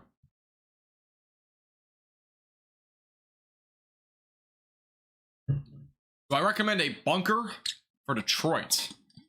We're talking about like a storm shelter? I mean, to be honest with you, it depends on the situation. Let's do some ASMR water pouring real quick. Yeah, I mean, if you're in like Detroit or Michigan at all, and you live in a mobile home, for example, a storm shelter is not a bad idea. It's not, but because again, mobile homes you're not really supposed to be in during any severe weather events. But if you're in like a normal house with a basement, usually that's enough. I mean, again, it depends a lot on your situation. It really does. But in my opinion, I think the only reason why you might need one in Michigan would be more because of, you know, if you're in a mobile home or something like that, or potentially an RV, which I don't think you really can build one if you have an RV. But again, I'm not very familiar with it. But yeah, it'd be kind of what we're looking at overall. Any thoughts on severe weather on Sunday? Yeah, let me talk about it briefly. I haven't really mentioned it much. I don't think it'll be very significant on Sunday, to be honest with you. I think it'll be pretty normal stuff, like isolated damaging winds, maybe some isolated large hail. But this is as we go into Sunday. So this is around 6 in the morning. Storms rolling across parts of Florida, Georgia, and as well as Alabama. Again, pretty isolated stuff overall. It's basically the remnants from what we're going to see tomorrow. And then once we go into the late morning and afternoon, some storms rolling across North Carolina, back through Florida. Very isolated, severe weather across this entire thing. It's going to be very disorganized. I'd be more concerned, honestly, for a flooding threat across the East Coast. But other than that, I'm not really looking at much there. This is by around 6, 7 o'clock. And so again, storms across parts of North Carolina, lots of rain ongoing. That's going to limit the amount of energy with these storms, and that will therefore basically kind of kill off any, you know, severe weather threat after about 6 o'clock or so on Sunday. So that's what we're looking at then. But again, tomorrow gonna probably be, it's definitely gonna be the most concerning day of the weekend, I think. Again, Sunday probably will not be much. Thanks, Zeke, I appreciate it. Have a good night, Brady, as well as Killjoy. Appreciate you becoming a member again. Have a great night.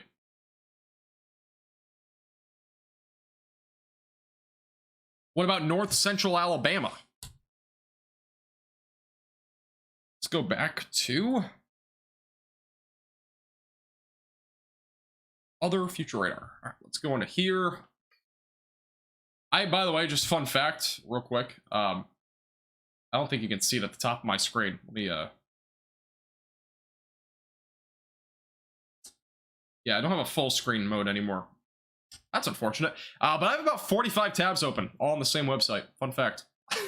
Actually, by the way, thanks to you guys, I was actually able to upgrade our RAM on this my laptop recently, so I can run more tabs, and basically live streams will run much better without all the buffering. There was a buffering issue over the summer, and it was mainly because I didn't have enough RAM. So appreciate all you guys. For those that are members, I appreciate you all, and anyone that donates to the channel. It helps out a lot. We got upgraded RAM, so we're up to 32 gigabytes of RAM now. Initially we had 16 gigabytes, which was just not enough. So yeah, it was definitely a really needed upgrade, and it has helped out drastically already. We just did this literally in the past month, so it's this live stream's had no buffering whatsoever, so it's definitely really useful. Here's the timing though for those in Mississippi and Alabama. So this is around 5 o'clock tomorrow. Again, notice the main area of storms is back over here in Mississippi. Linear area of storms for the most part. We'll have a couple of semi-discrete supercells in here, but overall, the ingredients are not nearly as good down here for like significant severe weather with those discrete supercells or semi-discrete. A couple of isolated showers and storms in parts of Alabama during the mid to late afternoon. By the evening hours, these storms move toward Alabama. Overall, this will be mainly a large hail and damaging wind threat, but even large hail will be probably on the lower side of things. Damaging winds up to 60 to 65 miles per hour remains possible. Isolated tornado could still occur, but I think that threat will stay low. And then by about 10 to 11 o'clock, storms are rolling through Birmingham, back through Meridian, and mainly damaging winds at this point. But even then, I think the threat of severe weather starts to dwindle after about 10 o'clock tomorrow. So that's the timing across those areas.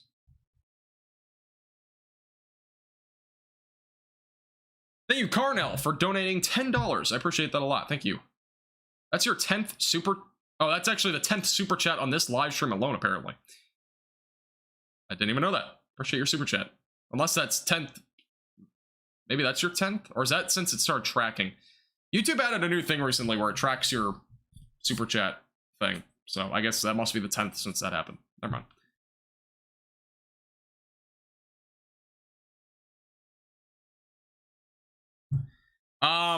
Vert, I would have a plan in place for you to go somewhere else in case you do encounter any severe weather. Because an RV, honestly, is just not that safe for severe weather.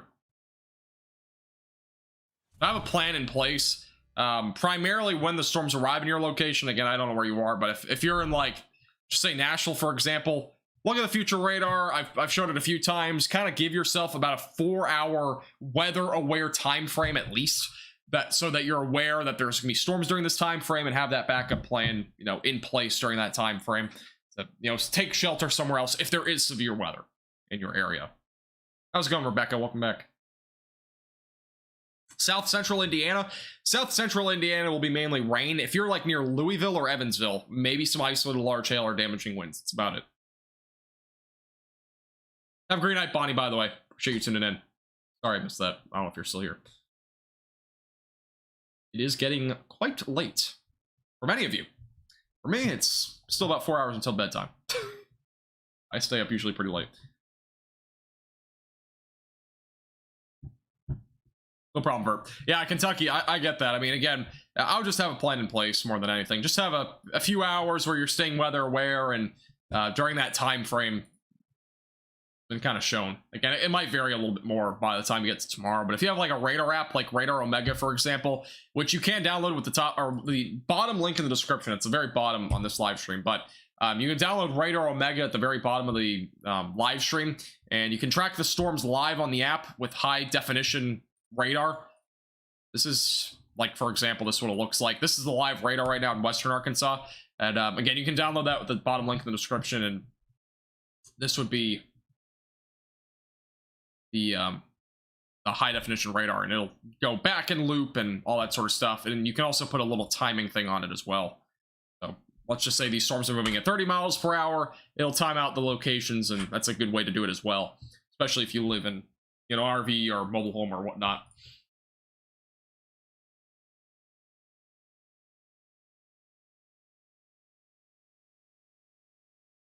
By the way, thank you for everybody subscribing tonight, all the new members, and also the super chats. I appreciate you guys a lot.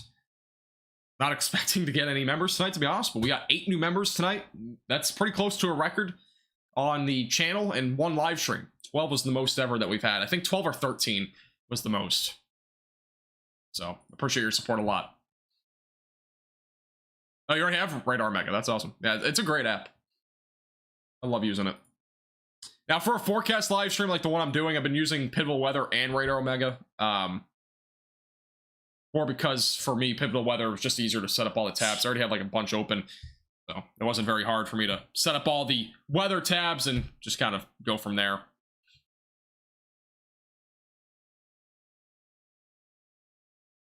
It's 10 p.m. here. Central Time, I got you. Have a great night, Bonnie. Appreciate you tuning in. And I might see you tomorrow if you're here. And if I am live, which I, again, 80% chance I'll be live tomorrow. If this severe weather threat downtrends a bit, which is entirely possible, we'll see what the Storm Prediction Center says. If it downtrends a bit, I might not even go live. It just kind of depends on what it looks like around 2 to 3 o'clock tomorrow. Or even maybe as early as 1. We'll be kind of watching that time frame. Here's a live cam in Arkansas right now. Might see a couple flashes of lightning on this live cam. Not entirely sure if we will, but...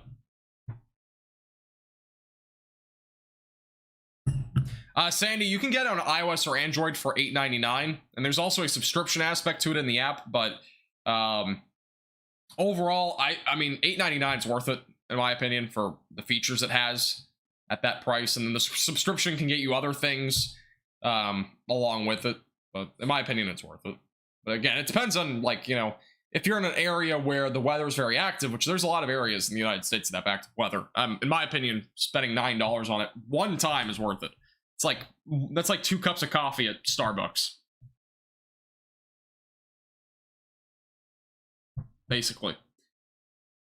Might even be less than that. With today's economy, it's definitely different. 2 cups of coffee, I think, is like $11 now, maybe, at Starbucks or something. I'm not 100% sure. I don't really go to Starbucks anymore, but... Any interesting updates from yesterday evening? Well, I didn't really have any updates yesterday evening other than my weather videos. But if you're just talking about like general like changes to the forecast, there haven't really been any.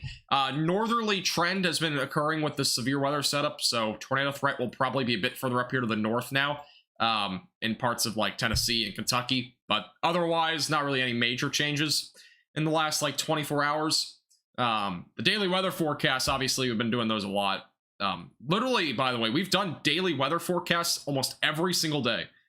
It's kind of crazy. We've been very, very, very active on the YouTube channel, even despite the weather being somewhat quiet. But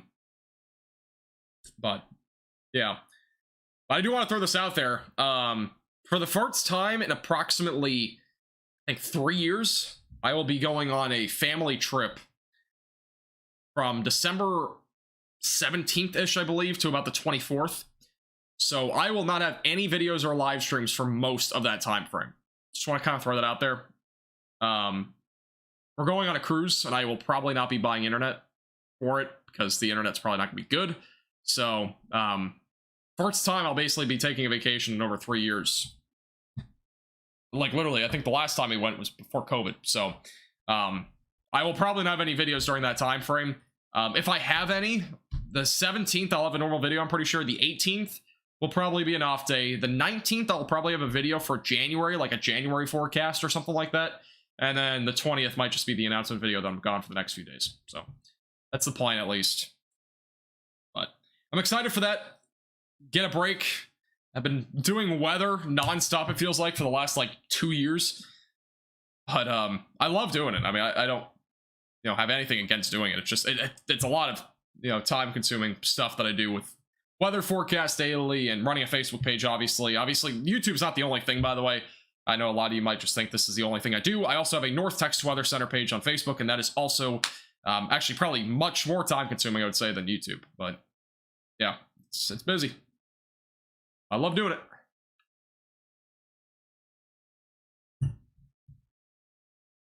Yeah, that's still a week and a few days away, so not really any reason to worry about it right now. Thank you all, appreciate it. This is my first time. No, I've been on 2 cruises, I believe, before. One of them was a Disney cruise, and then another one was Norwegian. So I've been on 2 different ones in my life, both of which I don't really remember a whole lot because they were when I was younger.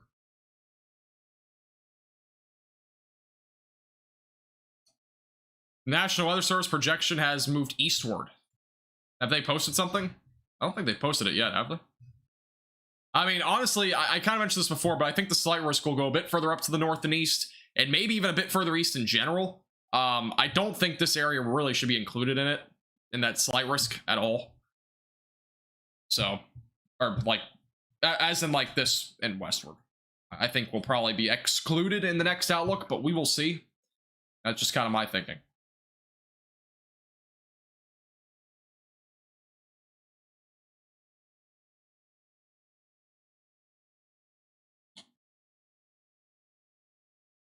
Yeah, if you have any questions, feel free to leave those in the chat. And if you're new here, make sure to subscribe to the channel. If you're enjoying the live stream, make sure to like the stream and click the bell icon down below so you're notified when we go live tomorrow, if we go live tomorrow. And yeah, make sure you have YouTube notifications on as well so you actually get notified on your like phone. Not doing bad, Hannah. How about you? Hannah Roney.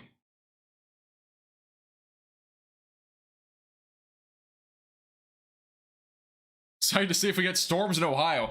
Yeah, Ohio will be interesting. I mean, again, the dew points are going to be high enough. The temperatures will be as well. That there will probably at least be a couple of thunderstorms out there. I mean, I don't think they'll be severe unless you're like near Cincinnati, but there will probably at least be a few rumbles of thunder across Ohio tomorrow. Exciting times for December. Not very common that happens this time of the year. It's a lot less common in January and February, though, that's for sure. Is there a flooding threat for southwestern Pennsylvania? It's going to be more east, I think. I don't think we'll see much in southwest Pennsylvania. It'll be mainly on the East Coast.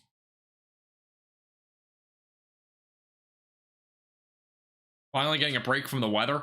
I mean, to be honest with you, I mean, I've been doing daily forecasts for the last 2 months, even if the weather's been, like, very lackluster in terms of just, like, you know, severe weather hasn't been there for the most part and whatnot, but the weather's been interesting the last couple months, even though it's been, I would say, quote unquote, boring because there hasn't really been a whole lot happening. It's been interesting.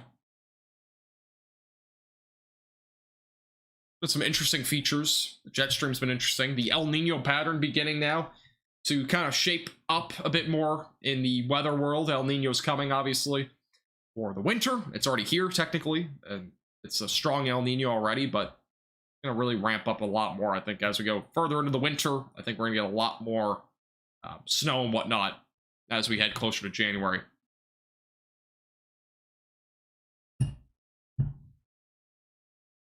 Northeast Arkansas. I don't think we're going to see much in Northeast Arkansas either. Again, and most of Arkansas probably will not see much tomorrow. If you see anything in Northeast Arkansas, it would be during the late morning and early afternoon. And if any storms get a little bit of a jump kick, or jump start, I should say, in Northeast Arkansas, it would be probably around lunchtime. And if that happens, you might see some isolated quarter-sized hail, maybe 60-mile-per-hour winds, but I don't think it's going to really materialize that fast there. But I'd still be mindful, have a, you know, tornado action plan in place, and, you know, have the proper precautions already ready, including, like, you know, bringing loose lawn items inside, hatching down trampolines. Again, there is a Medium risk for flying trampolines tomorrow. So that's all stuff to kind of keep in mind. Thanks, Pez. Appreciate it. Glad you enjoy it. My cruise is in 1 week. I know. It's pretty close. Have a great night, Sandy. Appreciate you tuning in. And thank you again for becoming a member tonight. Welcome to Velocities, and I hope you have a great night. Low-key surprised it hasn't gone enhanced. I don't think this is going to go enhanced, honestly. And there's been a lot of people saying that, but I don't think we'll have an enhanced risk tomorrow. If there's an enhanced risk, it'd be like a very low-end 30% wind threat or a very low and very small 10% tornado threat, in my opinion. Unless things change a lot in the next 12 hours, which sometimes happen, right? Sometimes we get some major changes 12 hours out, and with this low pressure system changing a lot in the last few days, it's entirely possible, but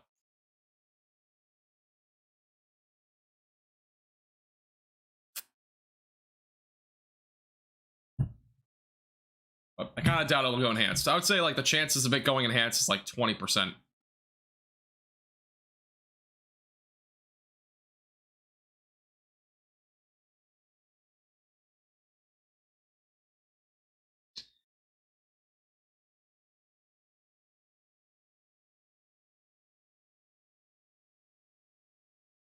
And the expectations of solar forcing to impact this front. What in the world even is that? So I'll tell you right now, I mean, I've seen people post about this before, like solar storms impacting the weather. Solar storms do not impact the weather. They just don't. So if you've seen stuff on that, it's just not true. It does not impact the weather directly. Like the solar storms and all that, like the geomagnetic storms, for example, they just don't. They make cool auroras and stuff, but that's not related.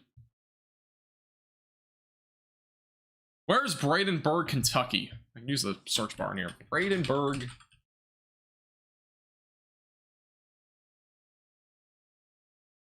A small town. Well, it's actually not a small town. Never mind.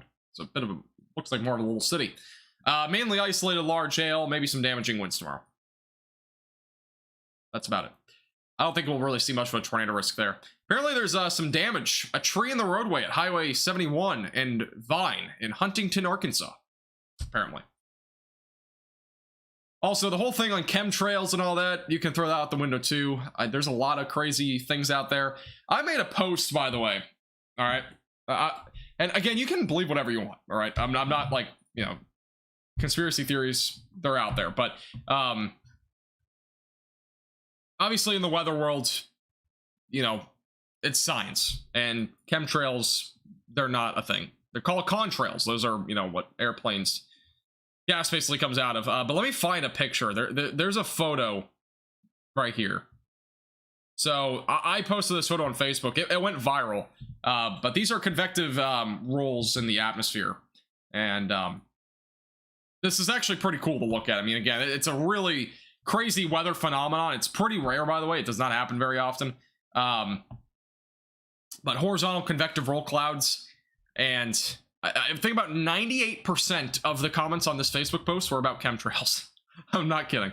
It's literally incredible how many people said that. So, hey, you can believe whatever you want. I'm just saying it's kind of one of those things, just kind of bogus. But it's pretty crazy. Again, if you ever see it in real life, take a picture. It's very rare. I've never seen it before. A lot of meteorologists I don't think have either. It's pretty rare to see in person.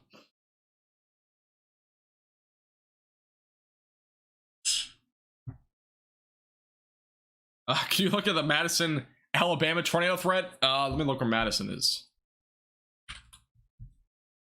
Look up Alabama. Sweet home Alabama. I spelled Alabama wrong. How's everybody feeling about the Alabama football team getting in the playoffs? I know a lot of people have thoughts about that. Tornado threat for tomorrow. It's not going to be super high by any means. Again, it's in the low to medium spectrum. I wouldn't be surprised if Huntsville goes into the slight risk for tomorrow, but overall, again, I don't think there'll be anything too crazy here. Isolated damaging winds, and again, maybe an isolated tornado.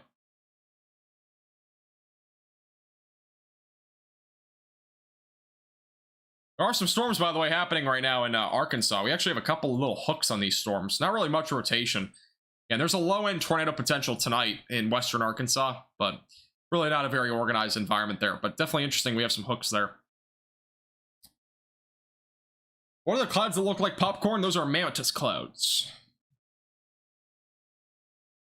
I'm thinking about the same thing you're thinking about. Those are mammoths.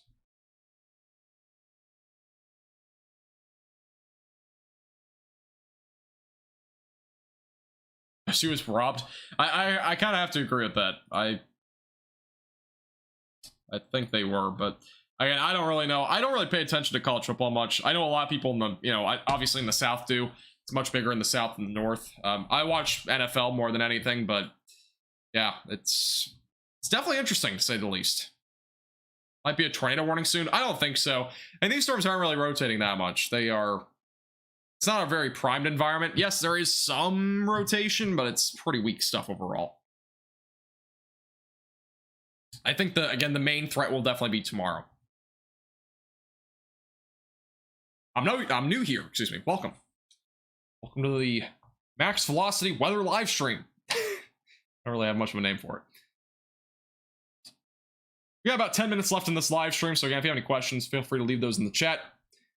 By the way, I made a grilled cheese today, grilled ham and cheese sandwich, which I make a grilled cheese almost every day, being on that college budget.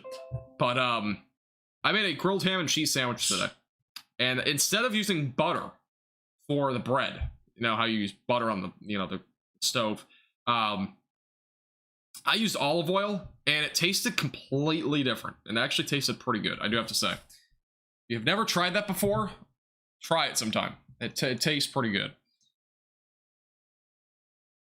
Mayo. I've also heard of people saying mayo on their, grilled cheese sandwich is pretty good. I can't agree with that. That just sounds like a really unhealthy sandwich, to be honest with you. I can't really eat straight up mayo, but I can eat it when it's mixed with stuff, if you know what I mean.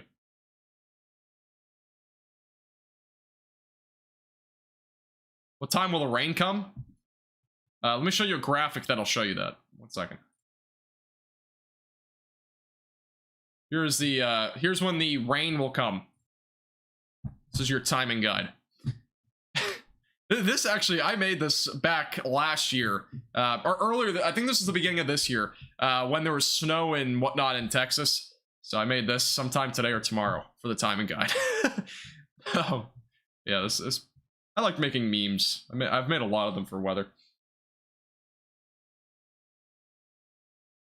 Hey, you can believe if chemtrails are a thing. Again, everybody has an opinion on it.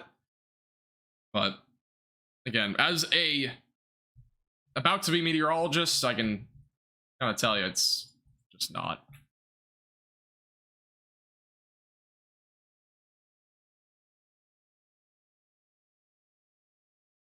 Crust.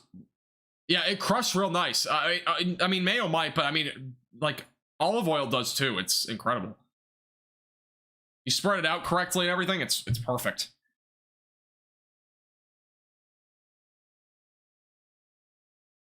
I don't know where Mount Juliet, Tennessee is, but I will say that the main severe weather threat tomorrow in Tennessee will be primarily in central and western Tennessee. Greatest threat, in my opinion, will be back closer to Nashville. So this is right around, we'll go to 3 o'clock. Notice again, a linear line of storms. Overall, main concern will be across this area here. So south of Louisville, back through Memphis. And then once we get closer to about 5 o'clock, those storms are approaching Nashville. And main concern with this, again, will be damaging winds, but there will be a few embedded tornadoes with this as well. And that'll go through Lexington and Nashville. And eventually, as we go closer to the overnight hours, or sorry, not overnight, the evening hours, this is by 7 p.m. Timestamp, excuse me, is at the top of your screen. The storms will be moving through Nashville, going through Richmond and Lexington. And then by 9 o'clock, those storms are going through Birmingham, Tuscaloosa, Meridian, all the way back through Knoxville. Overall, weakening trend for this area is expected. There will be still some severe storms, though, for sure, back down in Alabama through about 10 or 11 o'clock tomorrow. And then overnight, those storms will weaken out and, for the most part, will not be severe.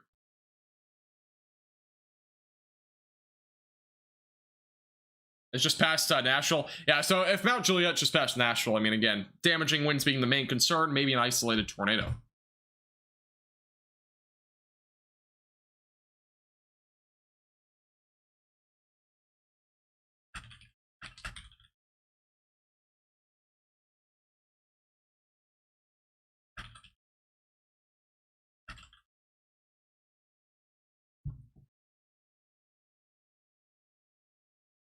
Will Chicago area see any severe storms tonight? No, you will not see anything. Like, honestly, I don't even think you're mainly, I mean, tomorrow would be the only time that you'd see anything. And that would be mainly just like an isolated snow shower. That's about it. Won't be much beyond that. Here's the risk for tonight. So, again, you're in a general thunderstorm risk, but I don't think we'll really see much up there. Here's the live radar. The only storms ongoing that are anywhere near you right now are back near Columbia, for example. So, near Jefferson City.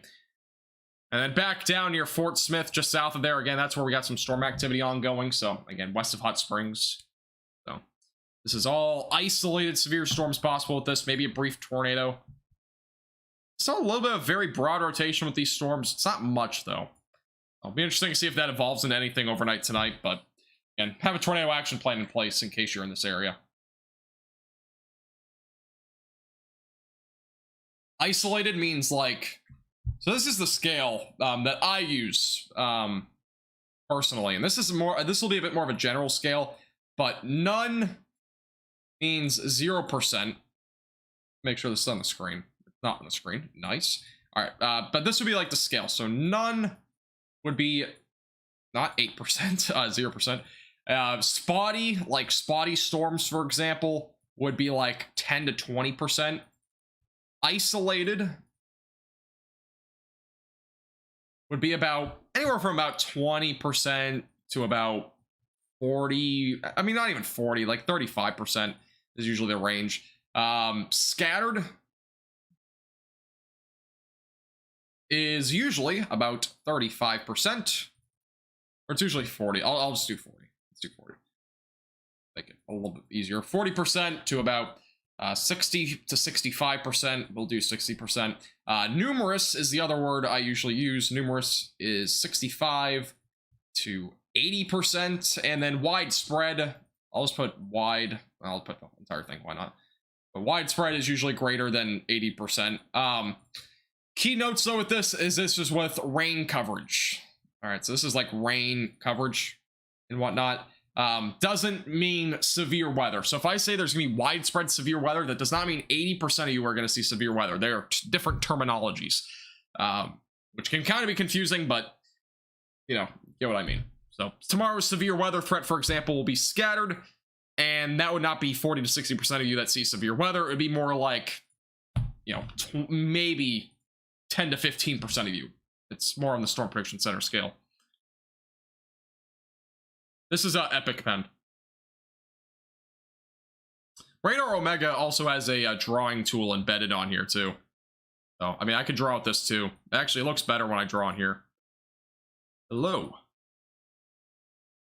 Actually, easier to draw. Is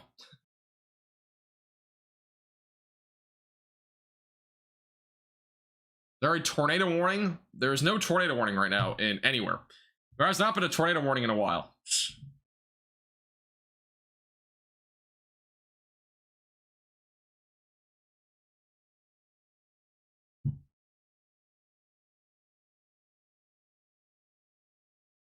Yeah, there will probably be a tornado tomorrow somewhere, but I mean, again, it's just kind of a matter of where. The best probabilities right now would be Kentucky and Tennessee. And if I had to, like, you know, like guess where there's a like the highest chance of a tornado is for tomorrow, it's kind of hard. I mean, it's really on the Tennessee and Kentucky border, I feel like. I mean, I feel like this area right here will be the highest chance. Let me go back to here. Like, I feel like this will be the area to watch for. Maybe a little bit further back to the west. Right in here. Right around 3 to 4 o'clock. That's when I think the highest probabilities will be for a tornado. And it'll probably be in this area here. So near Clarksville, Hopkinsville, and just south of Louisville. But I think the highest chance will be in far northern Tennessee near Clarksville. maybe just off to the west here of I-65. So if there is a tornado anywhere tomorrow, though, like the highest chance in one of these states, it'd probably be in Tennessee, maybe even southern Kentucky. I don't know. It's kind of a close call when it comes to that tornado threat, where like where the highest it would be. Again, the probability across the board is 5% in this entire area, which will not stand, by the way. The 5% will most likely, in my opinion, I think it will be condensed further out to the east and possibly a bit further up here to the north. I wouldn't be surprised if it goes a little bit more into Kentucky, but yeah, we'll see tomorrow, basically, on what that exactly entails.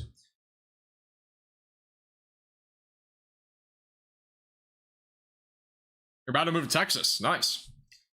Whereabouts in Texas? You're talking about North Texas, Southeast Texas? North Texas, in my opinion, had like the best barbecue food I've ever had. It's really good there.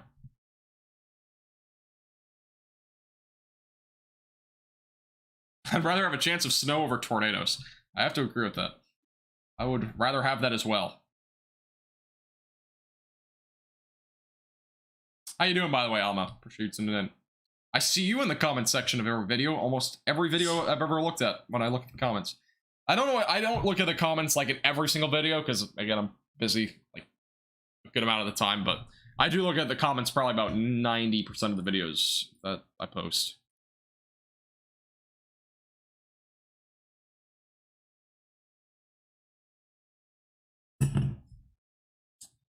Central Illinois. Yeah, I can do that real quick. This live stream, I didn't really expect to be this long, to be honest, but still going. Here's the future radar for tonight. Timestamp again at the top of your screen. This is by 1 in the morning. Storms moving through areas like Springfield and Bloomington. This is by 3 in the morning. Some showers, isolated storms near areas like Chicago, Rockford. By 4 in the morning, that moves through Chicago, and then we're done with after that.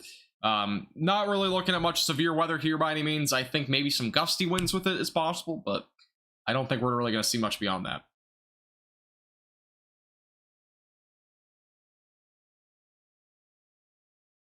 But yeah, that's what I'm thinking, at least for tonight, those areas. But again, severe weather not really expected there. Maybe some gusty winds. That'd be about it. Alrighty.